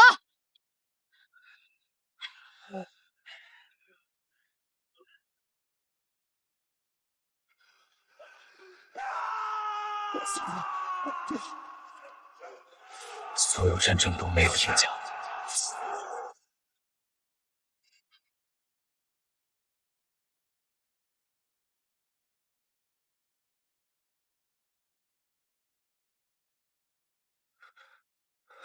钱头领，下去吧。是。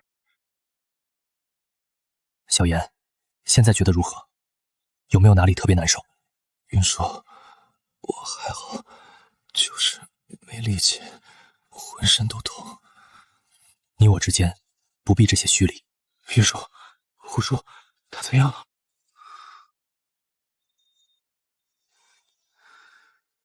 他比你早1日醒来，性命保住了，左腿胫骨重创，再难上阵重伤。我去看看他。别动，别动。等你好点了，我带你去看他。云舒，我有点饿了。去厨房端一碗温热的白粥来，要软烂。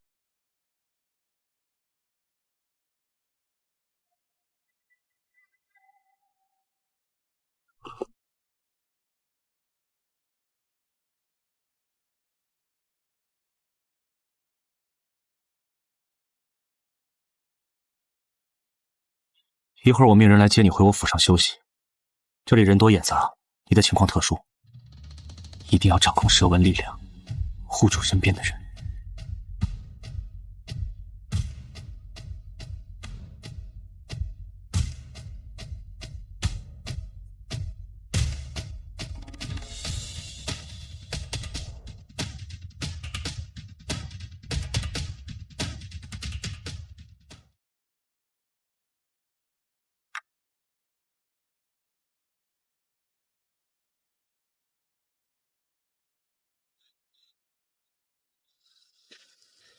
小少爷，虎伯，哎呦，您这是？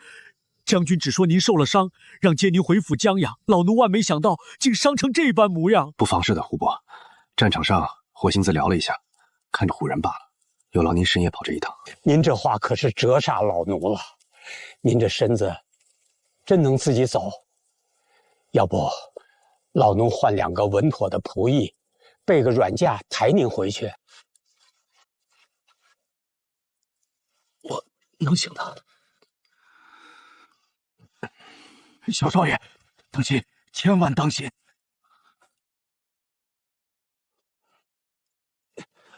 您看，没骗您吧？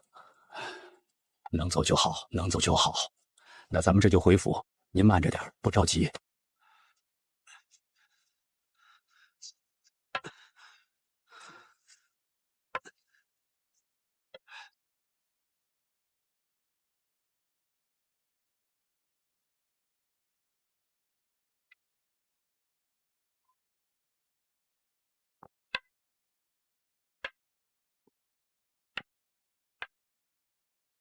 自打前2日将军亲自带回一位浑身是血的伤员，府里便是这般状况了。丁将军说，那位爷伤得极重，营里条件简陋，只草草包扎了，便急急驶回府来，请了城中几位最有名的郎中，在厢房里忙活了1天1夜，才算勉强稳住。血水端出来一盆又一盆，看着都吓人。虎叔，他现今如何了？那位爷就安置在东厢暖阁，您既挂心，老奴这就引您过去。只是郎中吩咐了，须得静养，最忌惊扰。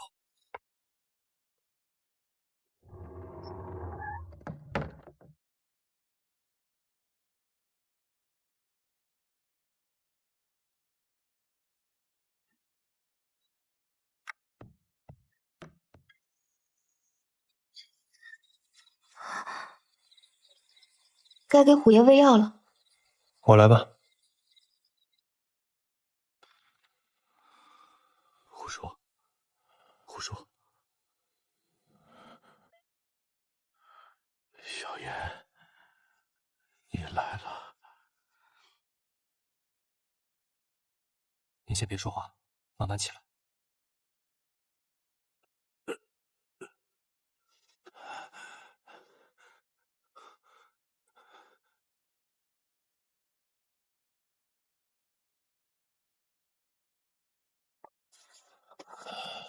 虎叔，对不起，我又伤着您了，我还控制不住那股火，灼伤了您。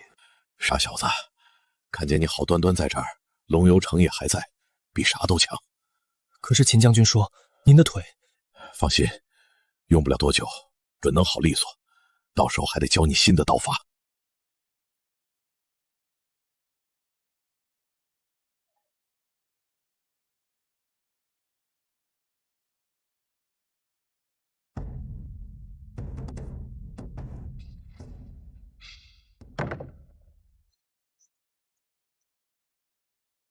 醒了，昨夜休息的如何？托云叔的福，恢复得很快，已无大碍了。随我来，有些事需与你谈谈。关于你化龙之事，城中已是人尽皆知，消息传出龙游是迟早的事。我真正担心的，并非外人如何议论，而是你最终是否会步上赵简将军的后尘。赵将军当年，朝廷猜忌，同然排挤，最终落得个……云叔，若真有那么一天，朝廷不容，天下难容，远走天涯也好，但无论我去到哪里，您永远是我的云叔，龙游永远是我的家。你真的甘心在龙游最需要力量、李虎重伤未愈时一走了之吗？你的初心允许你这样做吗？当务之急是弄清楚如何控制力量，薄策或许正是关键。我尝试过内观，薄策指引了方法，但非常模糊。每次引动力量，灵魂像被灼烧。灵魂灼烧，这便是代价吗？我会为你争取时间。我愿意，云叔，谢谢你。路是你自己选的，担子得自己扛。如果又是一条与赵简相同的路，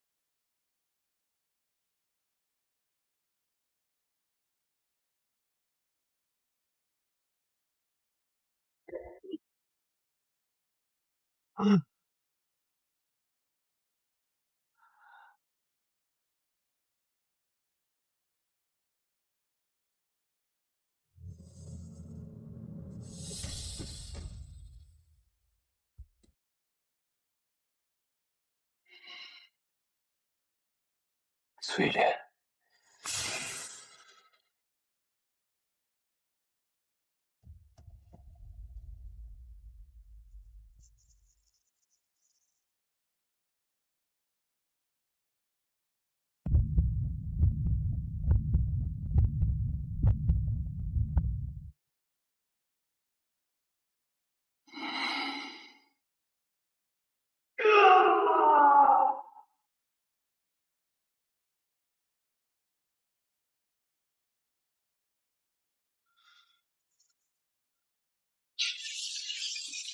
为什么？城门他娘的都踏破了，眼看就要成了，功亏一篑，功亏一篑呀！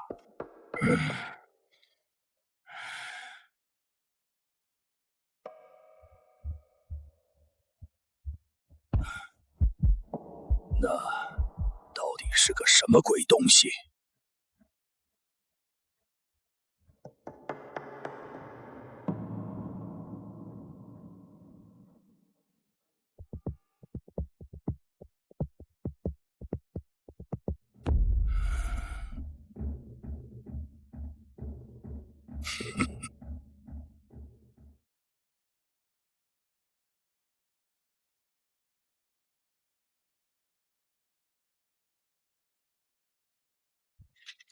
来人，传令。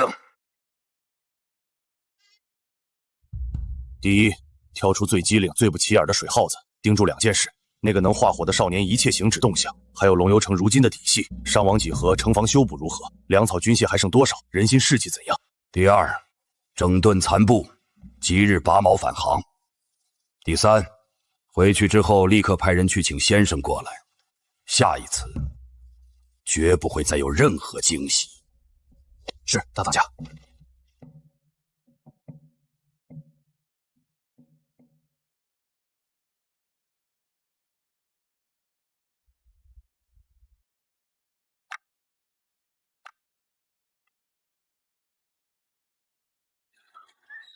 此处曾是赵典将军暂居时静思之处，或许还留有些许旧日气息。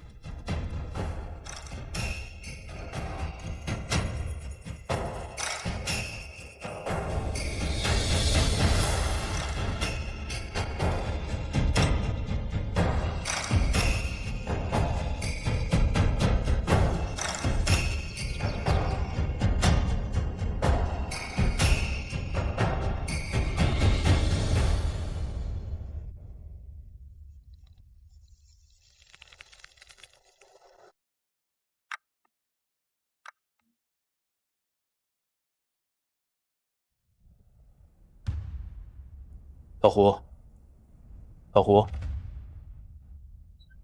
老胡，有件要紧事需你亲自走一趟，带2个绝对可靠、面孔生嘴巴严的伙计，扮作行商，往京城方向去。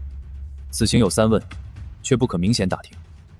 第一，沿路听听，朝堂近来可有什么关于边镇异象、祥瑞或妖异的新鲜说法，尤其是涉及火、龙形的传闻，只听不问，记在心里。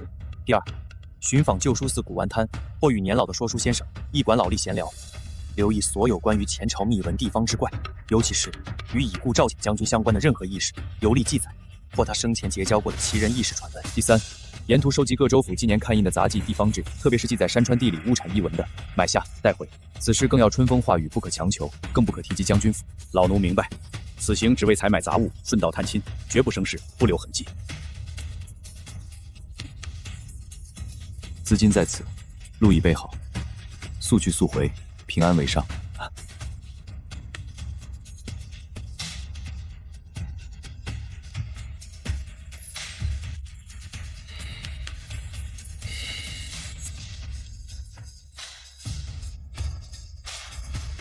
来人，请处副将。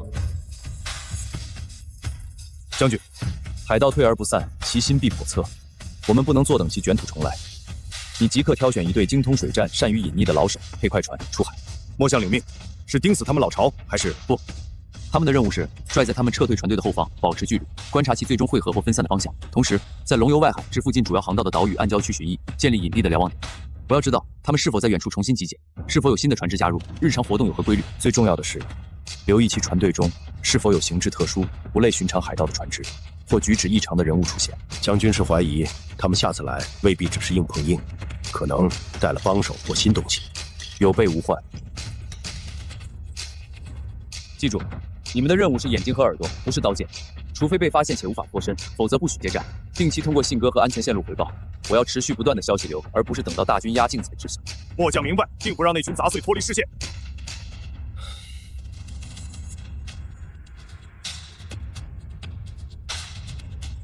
将此妾送至伤兵养主事衣冠处，以我的名义，请他从军中药库及城中各药铺调集或采购以下药材。药材需品质上乘，备齐后直接送至府内管事，他自有安排。另外，告知医官，此事乃为抚慰此次守城将士中受惊惧、失眠所苦者，统一调制安神汤地，不必声张，照常登记即可。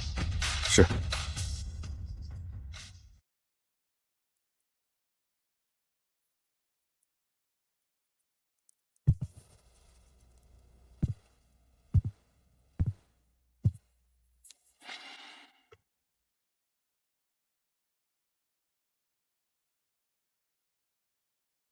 时间，但愿还够。